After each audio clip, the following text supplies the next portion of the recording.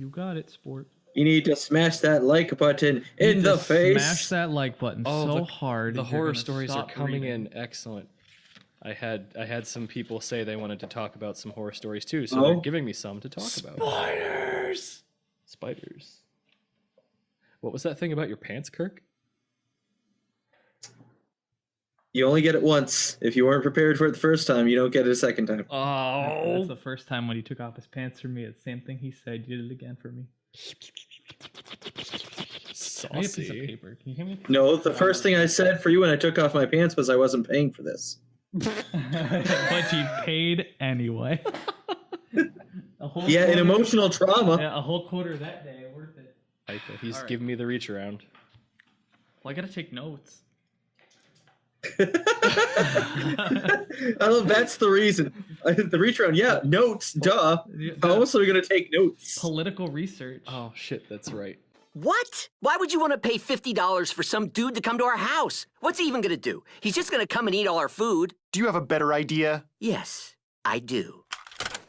The Otaku Podcast, episode 17.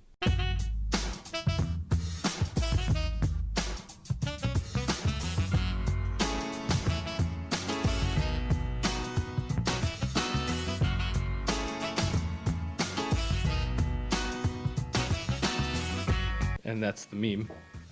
So cool, there we go. That's the meme. That's the meme.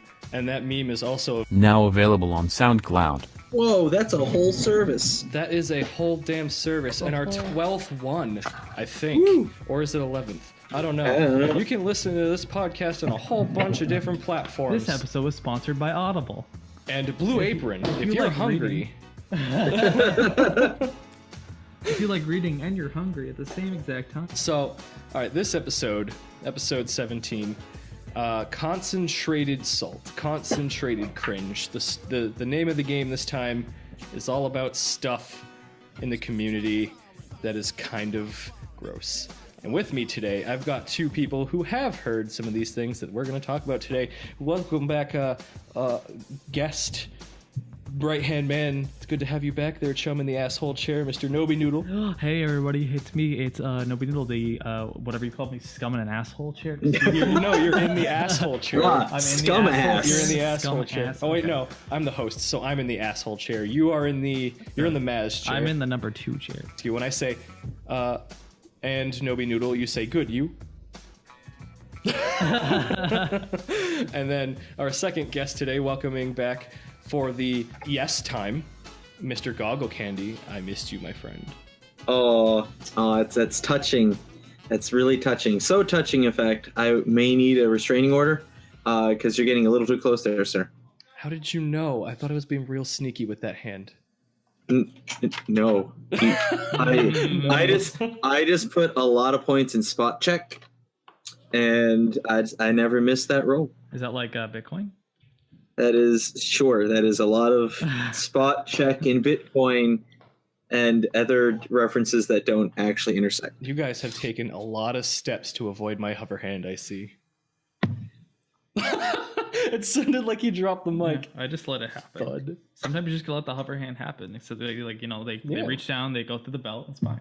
And that's why you will never assert dominance like I do. That's fair. No one asserts dominance like Maximilian Pegasus, I tell you what. You can't force the voice to happen. The voice happens when it happens, okay? Well, I wasn't looking for the voice. I was stating a fact. Am I wrong? Oh. You were looking for the voice. Am I wrong? It'll happen. Don't worry. Okay, excellent. It'll happen. Just let it happen. It'll happen. You saw right through me. Speaking of things that are about to happen, well, I mean, yeah, I already talked about it. Good job. It happened. Segue. Holy crap, this podcast, it happened. So if you guys like this podcast and you want some more... no, that joke is dead. All right, so Noby Noodle and GoggleCandy are going to take over for a spell. They have... stories from conventions I was not able to attend, and I am so excited for these stories. Like, there's been, if you're paying attention to social media and you're a cosplayer, you've been seeing things in your feed, I'm sure, like TanaCon and that fiasco at Anime Expo, maybe some Momo-kun or that Fauci Tube concert. Or Butch Hartman, you know that guy? Yeah. So there's a lot of stuff. Don't forget New York anime. Oh yeah, the NYC anime thing. I have that too. There's so much weird, like making your skin crawl ick going on right now in the convention cosplay community. It's just, it's one of those times that makes you wonder if it's worth it. Like, not everybody has a cringe story. I don't have many myself. Usually when I go to a convention, it's a great time. You know, I work a full-time job, this 9 to 5, 40 hours a week nonsense where I'm just looking forward to kicking back with my friends and wearing some stupid cartoon character for a couple days. It's fun. It's a good time. Do you want to know how far back I'm looking through to find stories for this? Oh, for real? I was expecting just this year.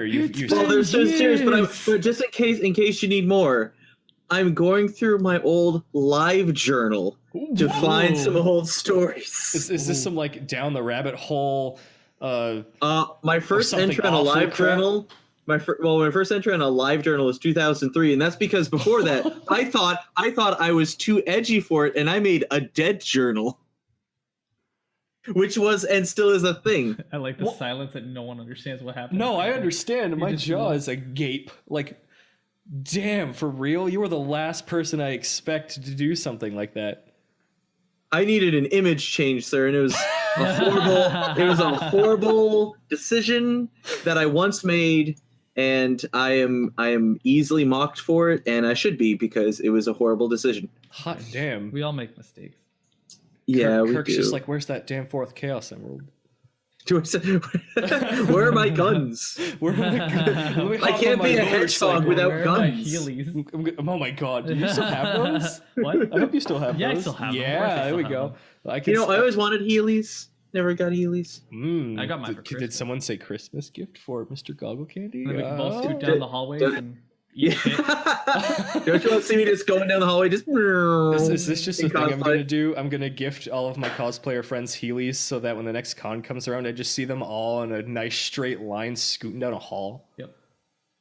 I need this. I need this in my life. Again, just really quickly to reiterate, if you're a con goer, you love to cosplay, you know, gaming, music, anime, whatever, I'm sure you've seen some of this weird stuff in your timelines on social media. Things are getting weird right now with conventions. Not sure if I like it. Some of it makes your skin crawl. Not everybody has a cringe story. That's okay. You go into conventions and you like it. Awesome. No drama for you. Awesome. Keep it up. Have a good time, please, by all means. But for some of us, there are stories, there are just events that unfold at conventions that are unfortunate. They cause drama, some other things, makes you sad. Did I really want to spend my money this weekend on what, you know, if I knew this was going to happen, would I have continued? Would I still be here right now? Cringe in your convention? What's in the water may surprise you. I've asked Nobi Noodle and GoggleCandy to come on today and regale us with some of their finest, Ew. awful skin crawling convention stories. Regale. And how about we flip a coin to see who goes first? You got a All coin right, over here I got somewhere? My cell phone.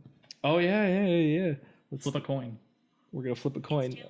It's tails this time. No, we picked a tail. Nobody goes picked. first. Let's try again. I was expecting a we little missed a part of animation. that. All right. So what do you want? What do you want, GoggleCandy? Pick one.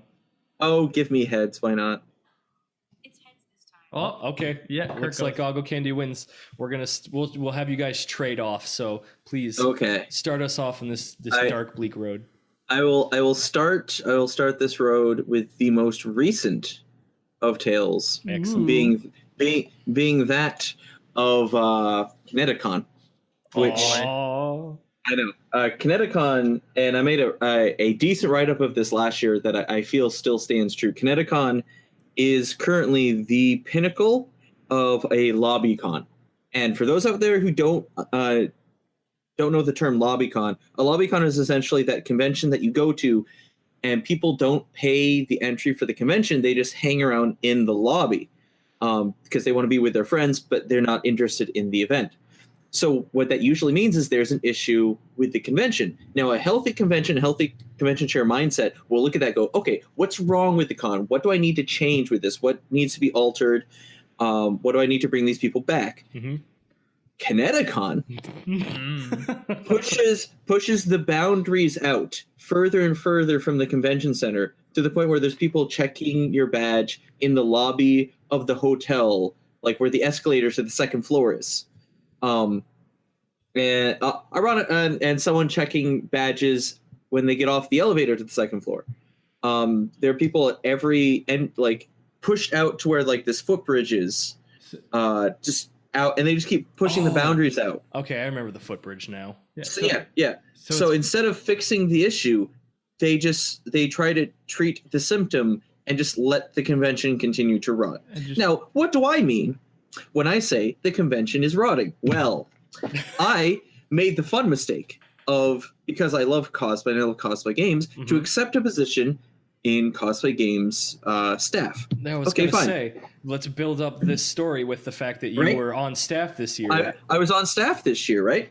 And while I love the people that I staff, most of the people that I staffed with, my thought was, well, a lot of these issues are coming from the con chair, from Daigle, who, if anyone knows Daigle, they know Daigle. But there were other communication issues, such as the person in charge of cosplay, who's also part of tech, and he's a nice enough guy, started texting me while I'm at work. That doesn't work because we use texts at my workplace to like talk to each other, because so many of us are off around the school at any one point that's the only way to really communicate. So if we look and it's not from anyone that, like any of the employees, we put the phone back away. So if he texts me, I look, oh, it's not one of the employees. I'll just read it later, put it away. I forget I get it, therefore I never read it. Therefore I don't get the information until a couple weeks later when he asked when I got it. So I told him, point blank, don't do that. I won't read it. Send it to me on Discord. Okay, I'll do that. For the next 3 months, he only texted me while I'm at work. And you made it perfectly clear. Yes. Yes, specifically, even if you text me, don't do it while I'm at work. And he only did it while I'm at work. And when I later asked him a question like, hey, I asked him the simple question of, hey, what time I asked him for a specific, how much time do we need to be, quote unquote, working? Like, how many hours do we need? And instead of just answering the question, he immediately calls me, and this is at like 10 p.m. I usually go to bed at 11. And he just starts talking. I'm like, no, I just want an answer. Just give me a number. Just give me a number. But no, but this is all communication. This is yet to go directly to the con. So let's go directly to the con. So let's go with Friday. So I've worked my day. I am downstairs helping a good friend. You know her quite well, with her booth down in the dealer's room. Yep. At this point, she had gone to lie down. She wasn't feeling well, so it was me and my friend Darren. And I get a hectic call from one of the co-staffers who's running the dating game, just yelling, texting like, "I need you to come upstairs, please. I'll buy you food, please. I need you upstairs now." And I was like, "Okay, Darren, you got this. You got that. Okay, good." So I ran upstairs, not in cosplay, just ran upstairs. Okay. One of the hosts is the first one to find me, not the staffer, but one of the hosts looks at me and says, "Fuck," and names the assistant chair. I was like, okay, you might need to give more than that. And I see the assistant chair talking with two of the guests who are participating in the dating game. Side note, they were two Power Rangers, and I never got to meet them because she wouldn't stop talking to them, and fuck her, I wanted to talk to Power Rangers. Oh my god, no. They were from the Space series. The Space is one of the best series. That's the worst. So I'm like, okay, what's wrong? Well, we have this PowerPoint thing that we're going to do in the background when they're introduced, put it on the back, and then rounds and then stuff, and it's just clicking pictures. Okay. And the assistant chair said they were going to do it. Okay. The assistant chair just told, my friend, just told her, I'm not going to run it. I'm just going to screw it up. I refuse to run it. Oh. Wait. Okay, so... And this is a PowerPoint thing, as in you point to a picture and it goes up. And they couldn't handle something as simple as that, and they feel like they're just going to undermine the whole thing and just run the whole thing off the rails. Well, that's what she said. Mind you, she spent the next 45 minutes just talking to the Power Rangers. Something you wanted to do. At least get an autograph or some shit. So I'm like, you know what? You're my friend, because otherwise, if she wasn't going to do it, that was going to be force the person running it, who's going to help host it, force her off the stage and to run a PowerPoint during her event.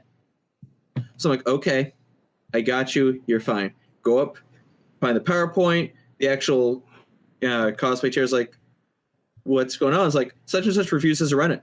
So I got pulled up here to do it. Why? Because they don't want to do it. I was like, okay. So I then like spent a good 90 minutes clicking a picture every 2 minutes. Ooh. Riveting. But it gets better. Okay. The next day, this is the same assistant chair. I'm setting up for masquerade rehearsals. And originally they were going to be at noon. They were pushed back to 1 o'clock before the con. Like it was, schedule change. Fine, whatever. I email the contestants. They all know, cosplay chair. He knows. I'm sitting there at the tech booth, making sure all the music and everything's queued up while they're running the charity auction in the room. The charity auction is there until 1. Here comes the assistant chair, who didn't check the schedule after it had been changed, and says, hey, we're in here. You guys need to leave. And an auction charity's like, no, we're up to 1. The schedule's changed. Here's the schedule. And the assistant chair loses her fucking shit in front of the crowd at the people running the charity auction. And leaves in this upset huff. Right there. And I'm standing back there mortified like, no, fuck way. Right there with the microphone, the lights. Were they recording anything with cameras? Like I know AAC I don't think does. they were recording, but I'm sitting back there like, oh my god. And mind you, like, I was waiting for the other shoe to drop this whole convention, not on this end. I was waiting for it on the guest end because for some reason they still brought the Nostalgia Critic to Kineticon. And if you know anything, it's to not have him around right now. Yeah, seriously. Anybody who isn't sure about what he's talking about right here with the Nostalgia Critic, just go look up changethechannel.org. Oh, I was waiting for someone to go to one of his panels dressed up as the elephant in the room. I wanted that would have been awesome. I wanted that to happen. They didn't have to say anything, just be there. And then on the very last day, I'm getting ready to head out. I'm packing everything up. I've got my reimbursement money, whatever.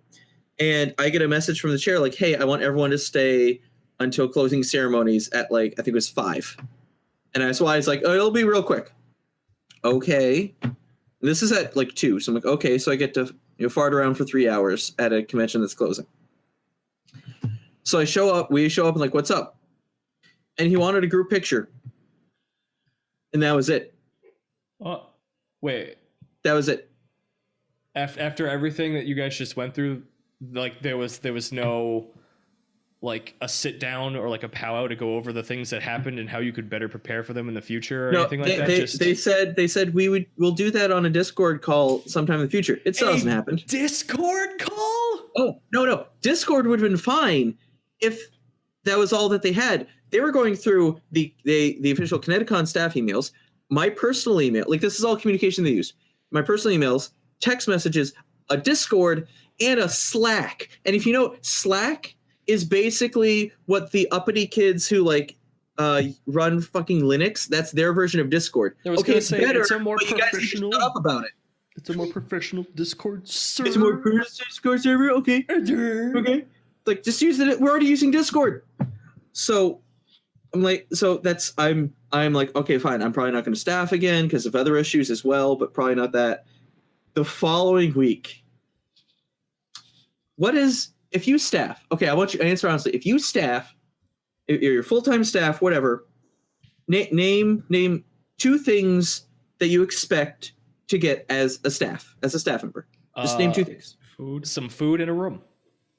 Speaking from personal experience, the very basic that I got.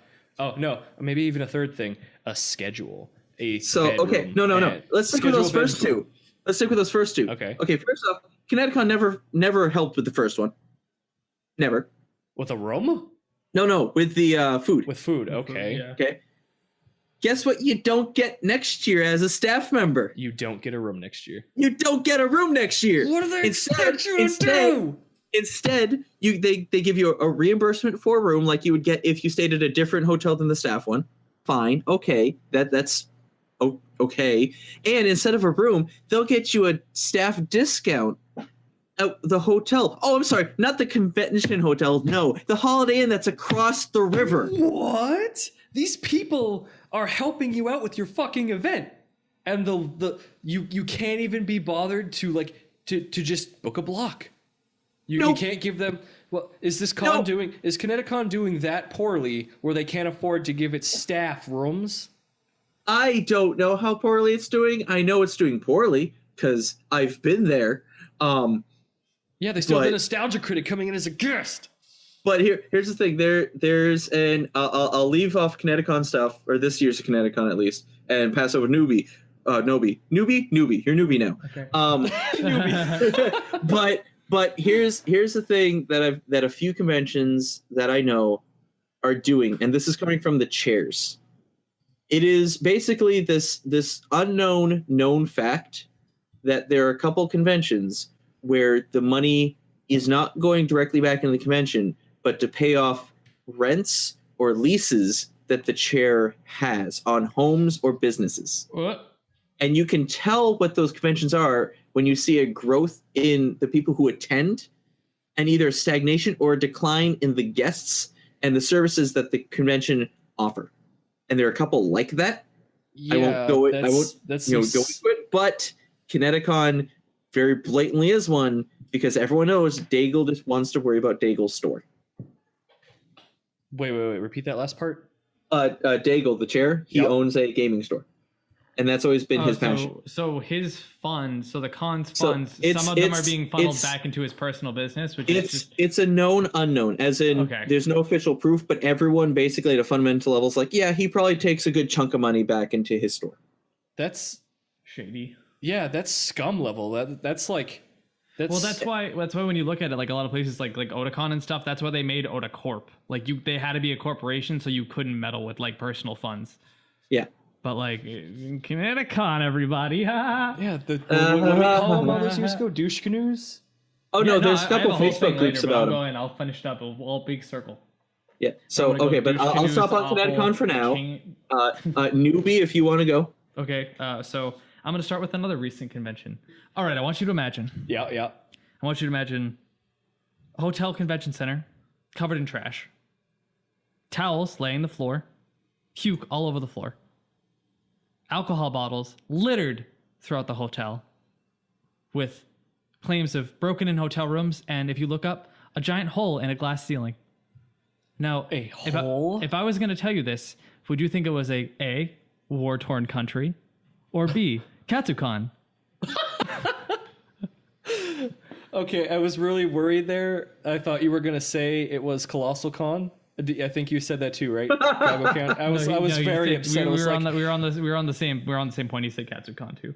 Oh, okay. I was like, please. I didn't hear what he said, so I was like, I actually want to go to Colossal Con at some point. Don't tell me this is what it's like. No, Colossal I'll talk about later because there wasn't that much crazy stuff besides like some weirdos. But like Katsucon is so much fun to follow on social media while you're at the con because it always books out immediately for the next year. So what's the point of trying to get a main hotel room?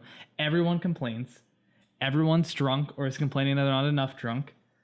The next day, like on Sunday, the last day, just alcohol everywhere, leftover alcohol. No one's going to do anything with it. The staff was just pushing dirt around. Like literally there was trash all over the floor and they were just pushing it away. What, with brooms? No, just kicking it? Kicking it. What? And I was just like, what? And like even Cherry Chew was saying like it was just kind of gross.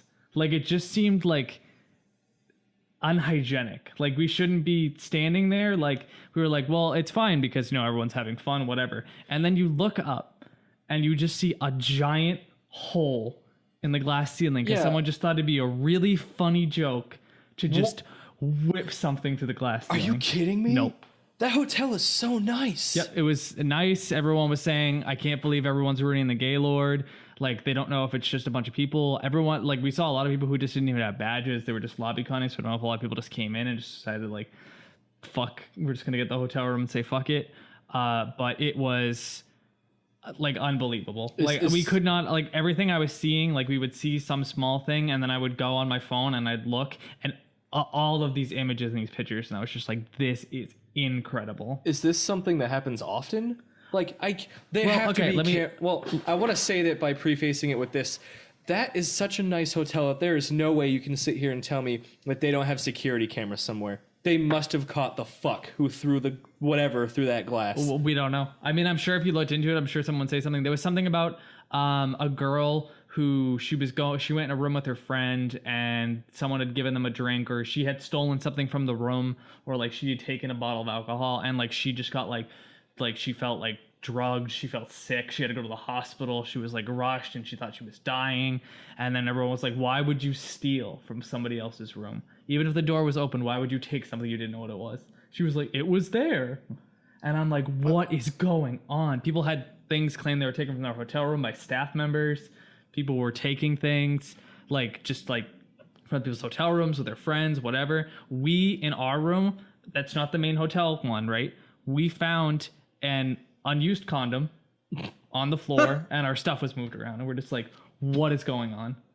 All right, see, this, the only story, I'm just going to throw it out there. The only story that I had today was how over at the Manchester Radisson for another anime convention, see, my story was just like people keep stealing the telephones from the Yeah, lobbies. that's like the main meme. This blows that out of the water. Yeah, the like, hole in I the was gonna ceiling. sit here and reprimand con goers, be like, guys, come on, like get your shit together. We're trying to do this fun thing for you. Don't be dicks. Don't ruin it. Stop stealing property. But this is a whole new level. This is people.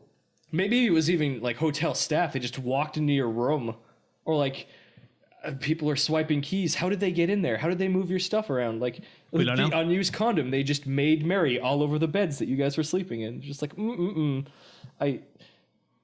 I'm still not over that hole. Like What a hole. That hole. You told me that this convention sells out immediately. Yep, But all every year. people do are complain. Like, is it just the audience it brings in? Like, is this? I mean, the people who go there, it's just like, when you think of Colossal, you think it's just like it's a party con. Literally, everyone just says you drink and you get So naked. Colossal like, that's Con the point. is a convention where I expect alcohol bottles everywhere, but everyone's like, it's it's the Colossal Con It's what's meme. set up for Everybody loves alcohol here. They let- KatsuCon has this weird like back and forth mirror where it's like there'll be some really amazing cosplay, like really, really good. Like the first year I went, amazing stuff on the main floor. And then like at night, we were just like, what the fuck is going on? Like everyone's like partying, which is fine. There's nothing wrong with partying, but then it's just like the hole in the ceiling. Somebody punched a hole in the wall the other year. We're just like, what? Oops, that was me. Why? No, like it was just they put like One Punch Man, like a my sign for One God. Punch Man over it, and they were just like, ha, One Punch. Saitama, But then the ceiling, like that blew me out of the water. I'm like, who has the balls to grab like a chair or whatever they threw up there and just whip it at the ceiling? What do I say to that? Like, do you think it's because, like you were just saying, that the cosplays in that convention are really good? Do you think it's because the cosplayers are like the quote unquote elite, where they think that I don't at think- night they can do this sort of thing? I don't think it's even. I don't even think it's like the elite cosplayers who are doing it. I think it's just there's generally like a crowd who either like don't pay for a badge and just will show up because it's KatsuCon. It was ThoughtCon, whatever. Everyone was just partying, having fun. I think people just tend to sneak in at night because you think staff's not going to check anything. We're not going to any events. We're just here to drink with our friends in hotel rooms. Who cares what we do? We're not going to get kicked out. We have no badge. I want you to tell the story because you just said ThoughtCon. Yeah. And if she breathes, she's a thought. But All women are queens. she's a thought. Sorry, DMC meme. We had an interesting story with a couple friends that went with you guys. Here's a good one. Let me get some preface. So okay, so it's our good pal, friend, dear chum's birthday, and it is every year. So we always give her a nice celebratory pat on the back, and I try and get her a nice little drink from the bar. Now, the bar is a hellhole because if you didn't bring your own alcohol, you're at the bar trying to get a drink. And when you have all of those people, very large attendance, trying to get one drink at the only bar in the building, it's bad. So we're waiting in line, and I'm like, you know what, whatever. And I see this very, very nice lady who's just washing a dish, and she goes, do you need something? And I'm like, can I get a drink over here? And she goes, yeah. And I'm like, can I keep getting drinks over here? And she goes, if you tip. And I'm like, yeet. So I kept tipping her, and she kept giving me the drinks, and I had to wait in the line. I was like, this is awesome. This is the best thing I've done in a while. So we sit there, and then all of a sudden our friend is sitting with these two people we don't know. And they seem really uncomfortable. They look like they walked out of Hot Topic. They just, I couldn't get a read on them. I was trying to be nice and friendly. They would give me a smile. Then all of a sudden they'd look away, and they seemed like I said like something that ended the world for them. And I was just like, okay, I'm going to stop trying. As you do. So we're walking around, and they're hanging around our friend. And then all of a sudden they get weird, like really weird. So they're younger. They're on the younger side. That's what we figured out from the whole conversation. But then they start acting like they're saying stuff like, so what's the relationship status with all you guys? And we're So like, weird in italics. that's not a weird thing to bring up in like 4 seconds. Weird bolded underline. Yeah, we're like, italic. okay. Yeah. They were walking around, they were talking to people were coming up to them, and they were like memeing in the beginning, and then all of a sudden she would like, the guy would like whip out his phone and like start like filming the dude's dick. And we're like, what is going on? Like, who are these people? Like, we just, try to like separate ourselves from them, right? But they're like leeches. They wouldn't get let go. So they keep asking us weird questions, and some of my friends are tired, so they're like closing their eyes, and they're like touching them, and they're saying weird things, and they're making weird faces at us, like, oh, we're gonna get some tonight, and I'm like, there's a friend for life. I have a girlfriend. Leave me alone. You thought. So that was just a nightmare. And then we escaped them, but they kept trying to find us, and it was like trying to like get rid of that one creepy person that you see in like stalker movies. I've got like Benny Hill music going through my head though. Yep. Benny Hill, but with a really like dirt agenda.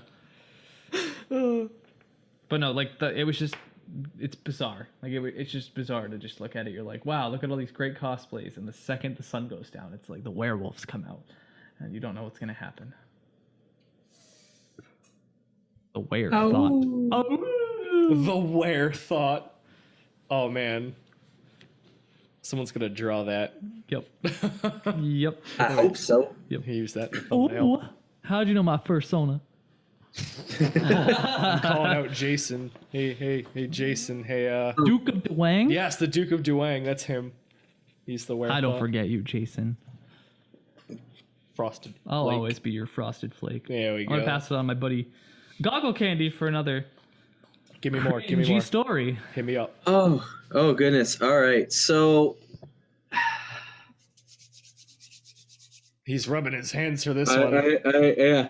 So back in the day, Ooh. when I was a wee lad of, I don't know, 10 years younger, 13 years younger, whatever. A wee lad. A wee lad. I staffed Anime Boston from 2005 to 2009.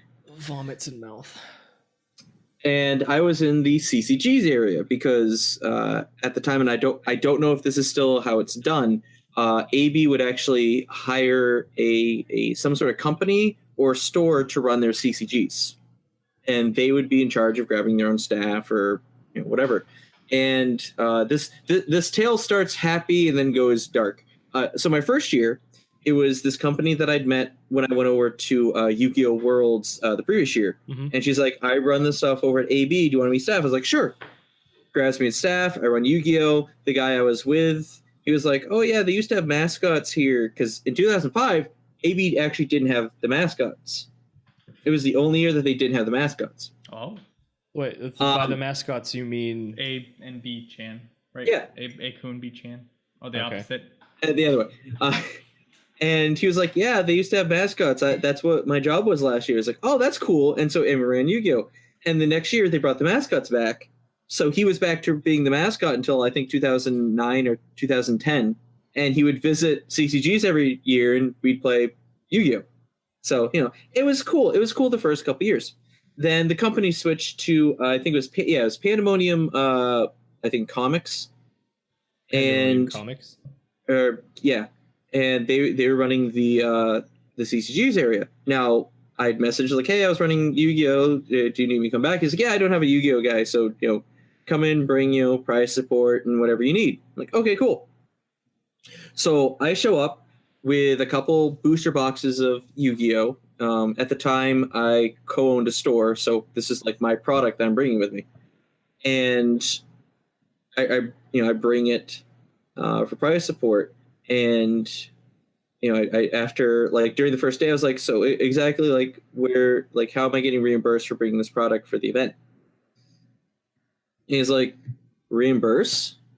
Oh my god. I was like, I'm not just reimburse you guys, because they were running Magic, they were running every other tournament, and they were taking the entry fees for Yu-Gi-Oh! Tournaments as well, and they were just taking that money and doing what with it? Keeping that money. Just what? Just keeping it in their pocket?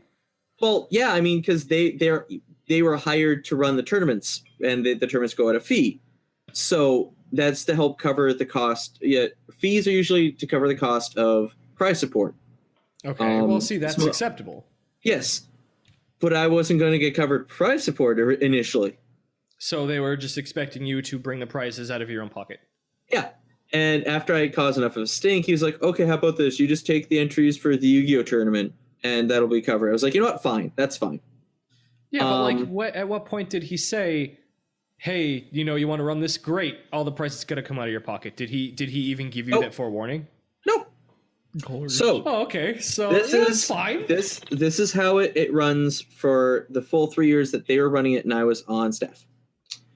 Now the third year that I ran it was 2000, or the year that this came to a head was the first Line Con, which I believe was 2009. That's when they started switching over to a lot of the automated stuff, but it wasn't panned out, and therefore it took people forever to get in on Friday. You're talking about AB, right? Yep. Yes. Yeah. Okay. Yep. So, and that was my second year.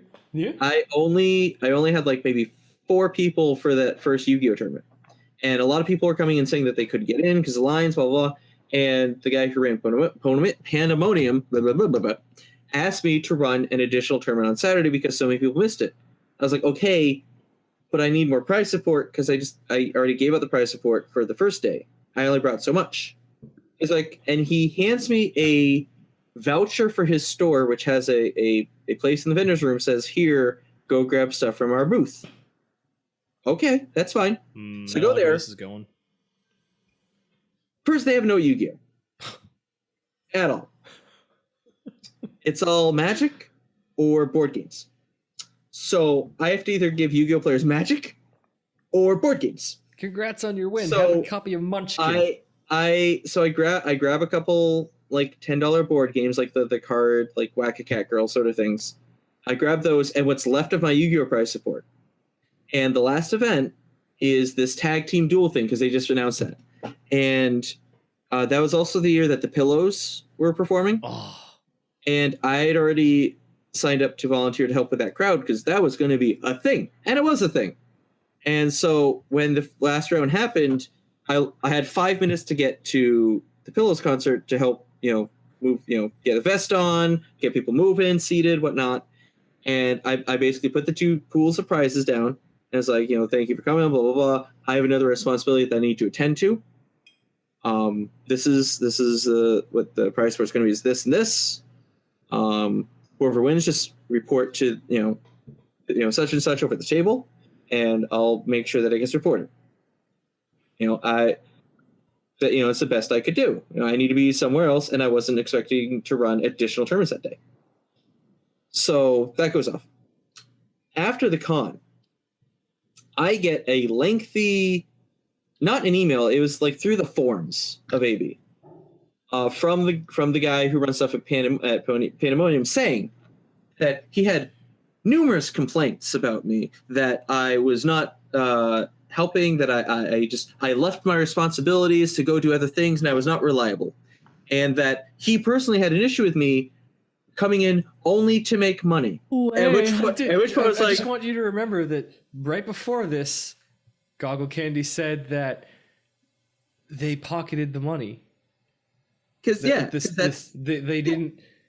They running wanted this the as prize business. support to come out of his pocket. He was letting me go, and I know why he was letting me go, because he wanted to bring in some guy from his store, which is fine, but don't say that I'm essentially just trying to steal money, basically. At what point were you trying to do that, sir? At what point were you trying to steal money? I think when I wasn't just going to give him booster boxes for free. I think that's it.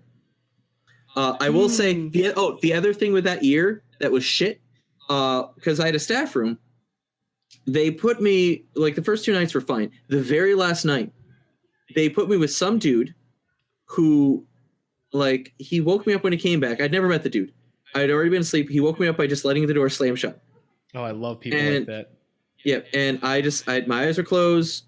And I was like, I'm not going to bother looking, whatever. Just, I'm going to go back to sleep. And I could hear him sit down on the bed, and I just hear, he's not sleeping. He's sitting in the bed, just breathing. He's And after about you breathing heavy. Just sitting up in his bed, because there's 2 different beds. Just sitting in his bed breathing. And then I hear him leave 5 minutes later, just let the door shut, just slam shut. A couple minutes later, hear the door slam shut. Hear him just sit on the bed again. And then I hear, like, oh, so he went to get a soda. Okay. Because mind you, they had, like, bottles on that floor in the vending machine. And I hear, like, what the fuck is wrong with you? Now, finally, he goes to sleep. Or he turns off the light, goes to bed. Fine. I'm about to pass out again. Oh, no. Oh, yeah. I was like, no. And it is legit the loudest, worst snoring I have ever heard. That is my legit fear. And this is I've been going to cons since 2002. I have a lot of roommate experience. That is the worst I've ever had. Yikes. I tried, like, even when, like, the hotel beds had, like, space underneath them, it wasn't a lot of space. Mm-hmm. I tried my fucking hardest to climb under that bed. I piled pillows and blankets on top of myself. I tried everything. I couldn't get to bed. So I just basically said, fuck it. Grabbed my laptop, and this is maybe like 2 a.m. at this point, grabbed my laptop, went down to, like, the closed Starbucks in the lobby, and just was online until maybe 7.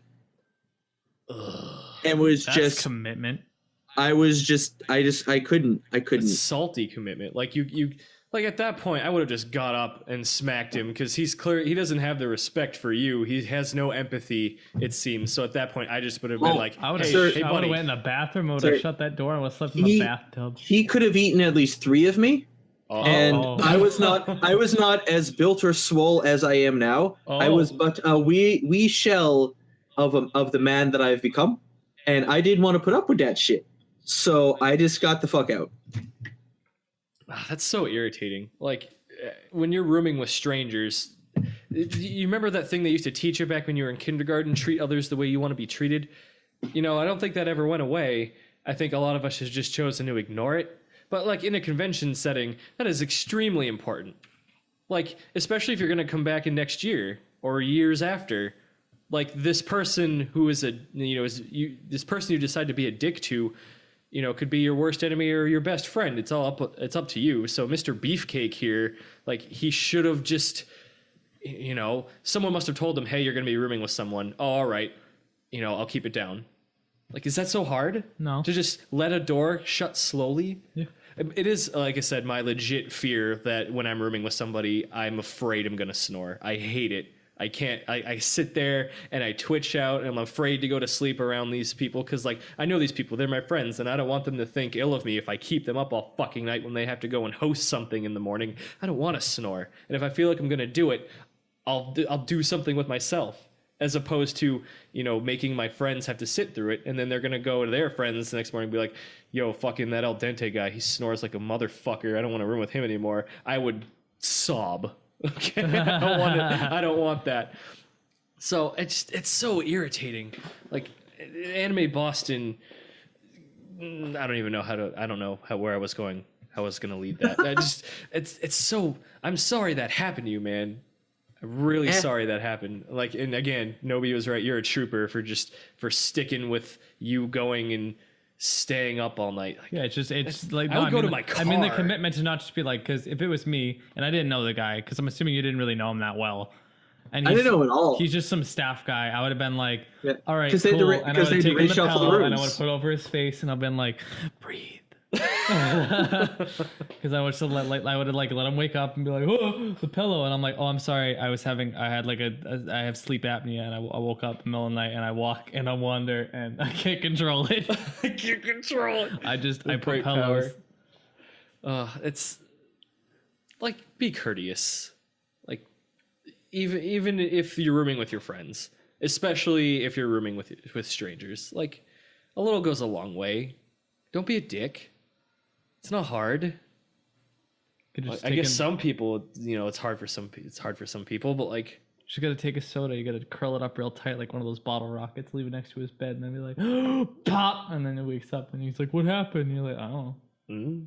What's it like mean? honestly, I'm like, it sucks that happened, but I'm glad he didn't take it further there, sir. I'm glad he didn't whip down the pants and just, turn on Love Live or something and just go to Fap Town, or like, I mean, it could have been a whole lot worse. Oh man, I got a good story now.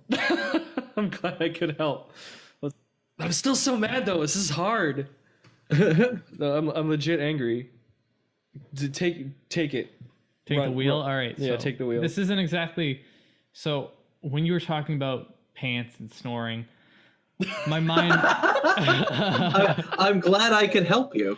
My mind. quite the My segment. mind went down a journey into my childhood, and I thought about some of my first cons and the good friends that I made who took me under their wings and who didn't want to see a young boy get crushed by the memes of society and the memes of the time where there are a bunch of old guys here and they're probably just gonna tell you to do drugs or some other weird crazy nonsense. They're like, we're gonna be the good parents, good supportive parents. And I was like, that's great.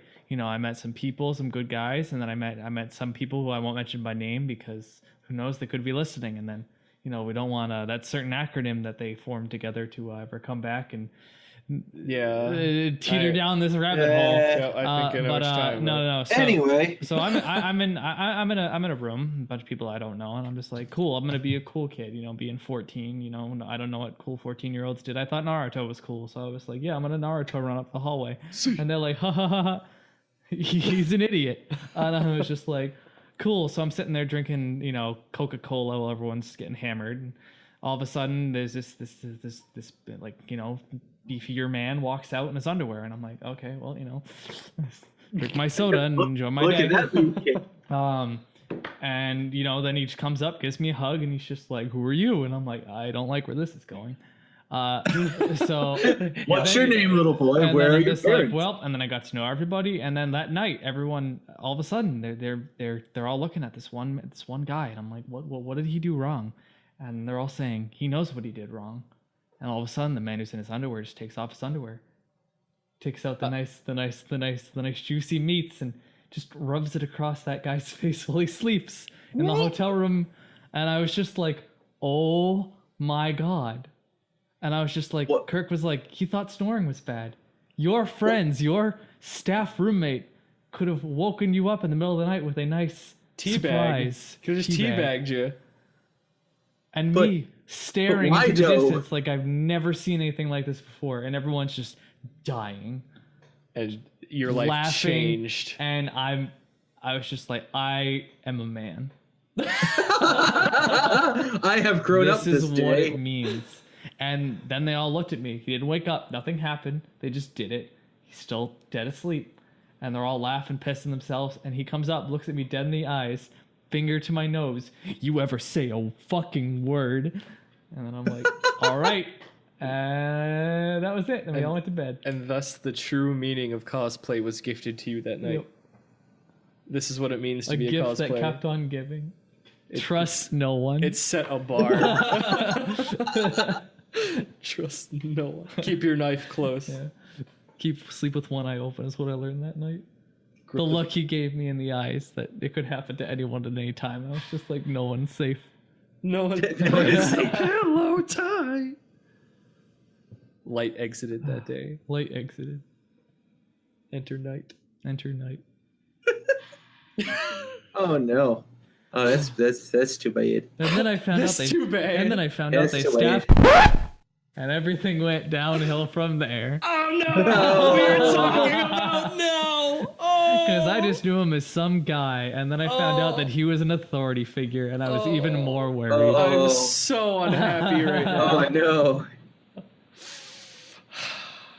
And I was like, I'm so excited for my friend. It's going Can you right. censor this? What do you mean? You want to watch him eat noodles on? No, I didn't know who you were talking about. Oh my god. I think I just triggered Cherry Chew. No, that man. Yeah. The meme gets harder, but I'm gonna drop it there.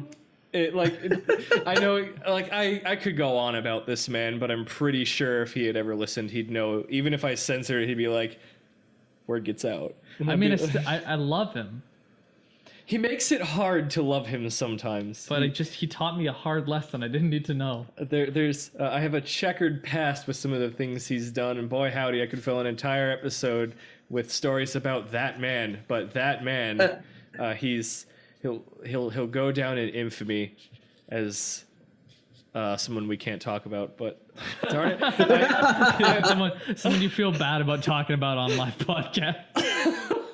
damn it, because no, What people need to know. I want to say more stories. Like, fuck, I don't even know why I didn't think of him when I was planning this episode out. Because that's good. He gave us some good entertainment. Yeah. This isn't fair, man. And his name was GoggleCandy. Hi. GoggleCandy is the best teabagger I know.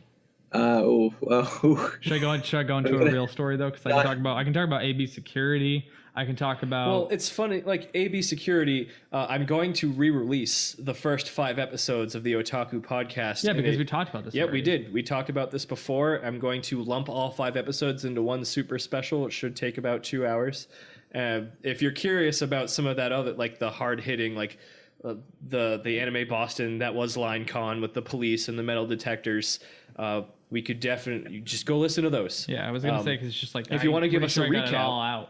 like Well, I mean, like, they yelled at me maybe you about think about water. it differently now than you did then. So like now that you've had time to sit on that convention, like both of you both went to that convention.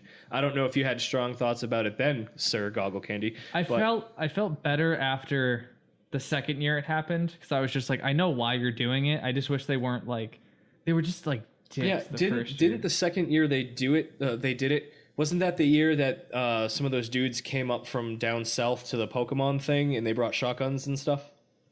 I'm assuming so because you were the one who told me about that after, so I was just like, oh. Yeah, like after all that security had been implemented into the Prudential Center, like thank God it was, because that Pokemon championship, whatever, could have been shot the heck up. Yeah. So like, yeah, we're grateful, but at the time, you know, we were wee baps and we were just like, these lines, darn. Because like the cops. lines were bad, but they had us looped outside. It was cold. We were out there for a wicked long time. You had to like find cheat ways to get back in the convention. I'm like, that's not safe because people are gonna start spraying that you can go up to this floor and go this way. And if someone did have a weapon or something, that's how they get in. Because they're not gonna be like, I'm not gonna walk through security. I'm not stupid. But then it was just like every person you dealt with was just like, I'm like, dude, you get a paycheck. I get it. People are probably being rude to you, but it's just like.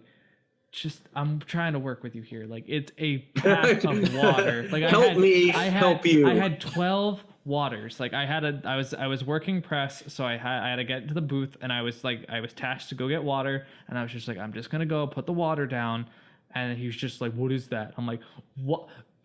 Excuse me? I've clearly repackaged these. I took my blowtorch and I remelted the glue for the bottles. This is vodka. I felt like I should be honest. You got me. I even went to Walmart and grabbed new packaging for the water for all 12 bottles. Just because I thought I could get away with it. But darn, you caught me, You sir. saw right You're the heck hero through of me. today. Like everyone was throwing out like stupid things, like stupid tiny things. I'm like, it's not like we're not gonna do anything with them. But it's like people's props were getting tossed. Like it's just like bring it somewhere else, or they're trying to go back to their room. But then once you're in that line, you're already like an hour in. Like you're not gonna turn around. You're like, might as well just throw out the prop. Who cares? And I'm Even like, though, no, yikes. because that's frustrating. Because you spent like some of those props, I'm sure were great. You spent a whole lot of time on them. Right, and it stinks. Why when would you're you like, want to? Yeah, you're like, look at this really nice cosplay I did, but I have this wicked nice prop I made for it, and it's just like, is it more worth it to wait another 3 hours to not enjoy the convention, or is it more worth it to just toss out the thing you worked on? right. And a lot of people were just like, I can see you standing there with your Narc cosplay, like the headband, that strip of metal on the headband. I bet you they looked at that and they're just like, "You gonna cut your wrist with this kid?" Oh, hold on. Wait, hold up. I had a great time at Snart my first con. Don't even get me started. That was the best day of my life. So you joke about that. No. Are you? No, so again, we go in the way back machine, back during one of my first cons, which was PortCon in 2003. Ooh. When bootlegs were high and Naruto was new. And no one had official Naruto headbands, so they were all bootlegs. So I ended up, me and my best friend at the time, who I went with, we each bought our own headband. 3 times before we got home, when she went to like get the headband, she cut herself on the edge of the headbands. Unbelievable. Because they were bootleg and so thin metal that she just kept cutting herself unintentionally. Yeah, those things were nasty. Yeah, because it's like I've seen 2 ways. Man, I wish I was on the original OG train, but I was the when it was out for a while, and then it came on Toonami, and then all those weebs started doing it, and that was me, and I was just like, I'm gonna be the cringy Naruto guy, and I was. But we had the official headbands, the official merch. This was like the best. It was like I tell Big Al Dente, I'm like, this was heroin to me. I was just like, I could not get enough Naruto, and I was just like, it's never gonna end. And then, but I know what you're talking about, because people would make them out of like really like soda cans and like a bunch of crazy stuff, but like they would like dig into your skin, like they were like rip. Like he's just like, look, I can cut my this whole bed sheet with it. I'm like, what? Why? You guys are insane. What? So you don't like?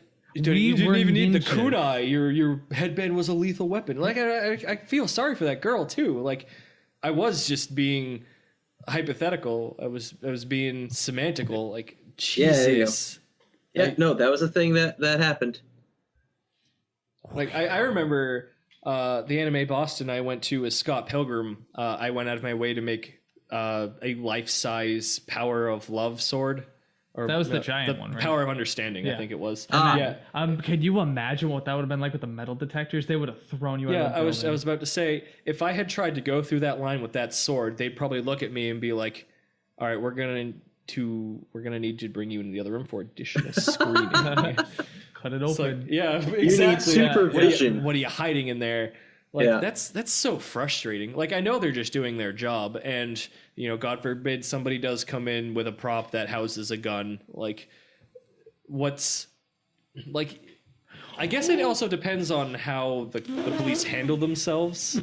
Oh, you sound like I got a good one. No, so I had. Hang on before. Okay, before okay, you- yeah, keep okay. going. But this is unbelievable, like out of your realm. Well, oh God, you're gonna blow my mind. I see. Well, it's just the cops can help things go a little quicker by just doing it with a smile. Like I know no one wants to do it. I'm sure half of those cops are like, "What is this fucking bright hair, super bushy-eyed Japanese garbage? Build the wall or whatever." Some of them are probably old fogey. Some of them are having fun watching all these costumers go by. But like, they don't have to be part of the problem. And they've been doing it for so long now that I'm sure they've gotten it down to an art form. At PAX this year, we had this issue with people making fake lines and cutting and people getting lost. And I got there 15 minutes and I unknowingly got into a fake line. And the cops, instead of being huge dicks, just being like, "Y'all have to go. You can't stay here. Line starts over there." They had a couple people come in and just explain the situation very quickly. And they helped people go to a line instead of some guy just standing on a podium pointing and yelling and screaming. Like they've done it so much by now that, maybe they could have taken pointers back then. Bad story. Before you go into your story, though, I talked to a couple people prior to this episode and left this open. I wanted other people who were listening to the podcast, like just they've listened to Otaku before. I was like, hey, you guys have any weird stories you want to say? Anything you want me to read? Mine wasn't a story. It's just a point about the weapons thing. If I could, like, Okay, yeah. It's, All right. it's literally just an add-on. I knew a guy. I'm not even gonna say he was my friend because he wasn't my friend. I didn't like this guy because he gave me the heebie-jeebies. He bought every color of zip tie. They were laid out on his hotel room bed because I was with a friend, and he said, well, these are real weapons that I'm bringing in, because he was cosplaying some, I don't know, like what the umbrella thing. Who has umbrella in their game? Umbrella thing? It's like an umbrella has like I think Matt McKenna cosplays from it too. Oh, wait, the umbrella as a symbol? No, it's like the corporation or whatever. Umbrella Corp? Resident Evil. Yeah, so he had real weapons. He said he had like live grenades. Like he was just like, they're unplugged, and he was literally wrapping like actual steel weapons with. Is he high? He's like, it wouldn't be authentic if I got them any other way. And I'm just like, I'm like, how in this are you? This is like unbelievably unsafe. That's West Coast. But I was too young. I wasn't gonna cosplay. say anything. But if that had been me today and I saw that guy, I would have been like, yo, I haven't seen him since. But I'm just like, if I ever saw that dude again, I'd be like, he has real weapons on him. Get him out of here. Yeah, like 'cause, that's like, how either accidents happen or a mistake happens. No, he could be somebody posing as a cosplayer who's going to shoot the place up. Right, and I I was know just that. like, I was like, you're starting a whole issue just by the fact that you are buying every color zip tie, looking at what other people have colored around their things, and then you're tying your own weapons with them. That's like That is like literally what someone who's gonna come in and like blow the place up would do. yeah. That's I'm gonna make a really awful reference, but like that's Columbine level. Yeah, I was just That's- like, this these is kids- so creepy. These kids dress up from like they look like characters from Quake. They play a lot of Quake. They play a lot of Doom. They're edgy. You know Then they came in and shot up a school. right. Like you if you see something like that, don't just sit there. Like Well, this go is like talk this to was someone. way before. This is like way back in the day. This is before like any of that crazy stuff happened. And I was just like, there was no like see something, say something. There was nothing. But like today, if I saw that, I'd be like, you're out. Like I'm gonna find somebody and be like, yo, this guy's gotta go. That's like 911. Yeah, I was just like, eh. But at the time, I was just like, Whew. believe it. Shadow Clone Jutsu, wow! Water bullets! Time for a short, angry break.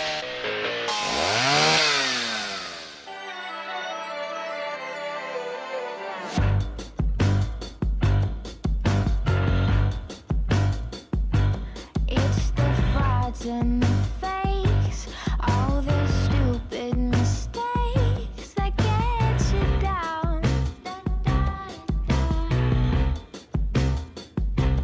It's the lies and the cheats, driving from the back seat that stress you out and get you down, down, down. Your fault, not your fault. It's not your fault, not your fault. I got your back like that.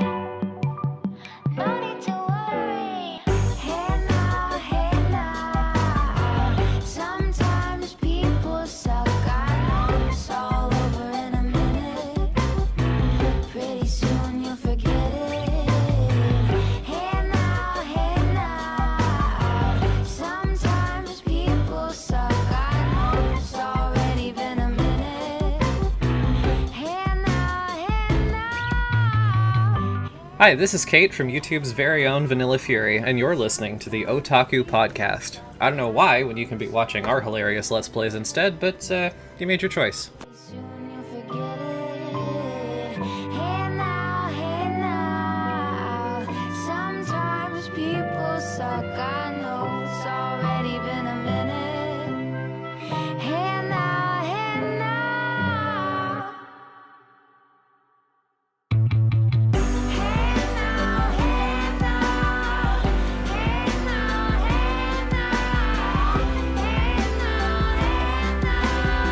Sometimes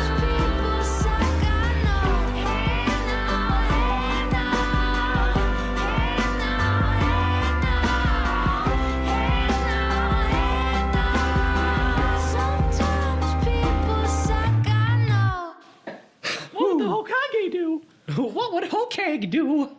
Well, I'll believe it. No, but I'm excited to hear these questions from the audience. I Alright, had to throw that out there. I was just like, you want the official, this is why it can't happen? That's terrifying. That yeah. was, So I'll just go over it again real quick. I should have put it on social media. I didn't, but I know better for next time. People who listen to the Otaku podcast on my stream, the Brosona 3 Fun Entertainment stream over on Twitch, I asked a couple people if they wanted to give us some stories that I could read today about, you know, their experiences with some cringe. And I got some emails. So I was like, oh, cool. So I promised I would read a couple of them on today. So this one, I'm just going to call everybody anonymous because I don't want to, just in case. oh. Yeah. Quote, I was spending time with this girl at a con. It was practically a first date. Then at the after party on Saturday night, we went together and we had rave outfits on. We went together. It goes without saying that she was easily 8 out of 10 in looks and brains. He's a man of culture, I see. However, when I came to dancing, I am pretty sure that any anime character could dance better. Her moves were like a flopping fish on a boat. Every time we took a breath, she would act like she was dancing the sexiest dances to get me in bed with her. You might not think of it as cringy, but at the end of the night, she looks over to me and she says, "You think I look good on the dance floor? Wait till you see me in the room." All I thought as I heard this was imagining her flailing around like a wacky inflatable arm flailing tube man. So that's a lot. It's just a sitcom. Yeah, I guess so. It just needs to cut to "We'll be right back." No, it needs to. The second he gets to the bedroom. As soon as she says that, see, I'll go back in editing and I'll repost me saying that part, but I'm gonna end it with boom. There we go. I love you, buddy. Thank you for that story. We appreciate That it. are just Carlos. Carlos. You think I look good on the dance floor? Wait till you see me in the room. Carlos! With the frizz? No way! You should see me in the bedroom. That reminds me of a story, though. I have a story. Whoa. Yay! It didn't particularly happen to me, but I was in the area when it happened, so I could say I was a part of it. Over at another anime convention during the rave. I think it was the last year we did the rave. I've learned to avoid the rave for every reason. Pretty sure it was the last year for a good reason because I guess security was a tad lax that night, and some dude on the street, I forget what he was clothed in completely, but I'm pretty sure he had leopard Speedo on, just a nice tight leopard Speedo. Oh. You could see everything that was going on down there. I think he had some other stuff on too, like cat ears or some shit. But he managed to wander into the rave, but somebody had caught him with ecstasy. And he was flailing that garbage around. And someone on staff caught wind of this and saw it and went and reported it. And the cops came and everybody was ushered away. And it was very alarming. Everything that it happened very quickly, and this person who reported it was a hero. So thank you. I still remember who you were. I mean, like that was one of the things about the AB rave that like people were like ODing. Yeah, like, people just like it was like John Doe, like literally, like they would like bring people out. They didn't have their IDs. Their friends didn't want anything to do with it. They were like, we don't really know him. Like he's just we don't know what's wrong with him. Trying to get away from the whole situation. I'm just like, why do you put children and drugs in a room? It's something weird with cosplayers. Like you give us a dark room, and anybody who's got the goods is just gonna come out. Yep. Like and it's frustrating too. Like the smaller cons, you can't always get some big security group thing going. Like it's expensive, I'm sure. So it's just a weird mix of like older folk and like 14-year-olds, because it's like there's no like it doesn't matter who gets in. It's like an 18 plus event, so it's just like when you mix like ecstasy and children and dark rooms and speedos, sweaty bodies and speedos, you're like, this is gross. It's a recipe for disaster. It's awful. I remember specifically back when we were like maybe the first year it went, the AAC went to the Manchester Radisson. We were so hyped up about it that everybody had spent the night at my house, and we sent an email to the local news station to let them know that it was going to be in town. Like, hey, come on down, come check out some cosplayers. We're spreading the name. We're doing something good. I think it was because that convention was like, it was on the news for everybody in that area to see, that it became quickly known. So then these people who were on the streets who have access to basic cable television knew that it was going to be at this place at this time, and it would probably be there for a couple of years, so they knew when to come in, and you find good times to just sneak in drugs and maybe sell it to kids. I've been going since 2009, and like I was just like, it just slowly got worse. Every year, it's just slowly there were more and more people just being like, "You smoke some weed? Want to do some?" I like the question I went with that. Vape? Screw the kids. Like, it's fine if they vape; they can do it outside. But then it's just like, yeah, but then you got the some people of the who are weird selling people, things. Yeah, like it's just like, they just why? mix in with the no, they group wouldn't even outside. sell them. They'll just give you some, and it's like, why? It's like if this kid was like, they don't ask you your age, nothing. It's like, cool, you're a 27-year-old guy, and you're gonna hand ecstasy to a 14-year-old. They're trying to lose the evidence, and they're gonna be like, no, because they're gonna be like, you have some experience. You want to dance with me? Like, I've seen, like, I was in back in the day. If you want to talk about ConnectiCon, you want to talk about cringy. I was at the rave when I was a young boy. I was with my buddies, right? I wasn't weird. I was just gonna hang out and dance with my friends because that's what we thought it was, with dance party, not some not weird, weed infested gross. crack And inducing. then we're hanging out with these people. I'm dressed up as a Kyon from Haruhi Suzumiya, and it's a Haruhi Suzumiya there, but they're friends. We're all hanging out. We're all like, yeah, we're all buddies, whatever, right? We're all chilling. And this like horde of people come behind them, and they're like, hey baby, want to dance? I got some stuff. And I'm like, oh no, this is what that snake man on TV said I shouldn't do. And then, Snake man. And then they were just like, it's just like, I was like, this is like weird, because they're like trying to like grab your little fingers. They're like, Go and get you. gonna get The you. innocence. I smell it. Impressionable kids. Like it's disgusting. Or it's like I've seen some things where it's like these like clearly like they're older guys. Like, you just like straight up you look at them, you're like, you're older. You're like my age, if not older, right? So, and they're going up to people who I clearly know are also the small ones from high school, and they're like dancing up behind them, and they're like, oh, I'm in high school, and I'm like, and then I'm like, I want to do a parody, and I want to revive Nobody Doodle, and I just want to do To Catch a Predator, but like do it at like ConnectiCon and dress up like Chris Hansen and just walk around and be like with like a fake camera and everything, and just multiple people being like, do you know where you are? Do you know who I am? You know, I have a former best friend that I could just direct you at right now. Anybody want to name drop right here? No. I don't want to ruin his entire career. You're the bigger man. I mean, no, he is his. If you've seen his belly, but I'm sorry, that's not fair to him. That's a low blow, which he wouldn't see coming because he can't see it. Hey, but I do. However, I've been sitting here compiling a few other things because you reminded me of many a tale. And that's why we're here. Yeah, I know. Here, I shall See, regale once you you. start talking about it, it's just like it starts coming back, and you're like, yeah, the war. In some small stories, such as Otakon, and this is early Otakon. This is like 2004 or so. Okay. I saw someone get booed off stage at a masquerade.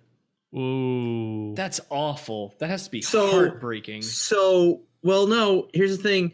I didn't feel bad. So this kid, he participated in the masquerade the previous year, and I'd seen him at AB wandering around. And after this, I'd seen him at PortCon. Now there's awkward, right? There's like high functioning autistic. There's just awkward in general, social awkward. Fine. Yep.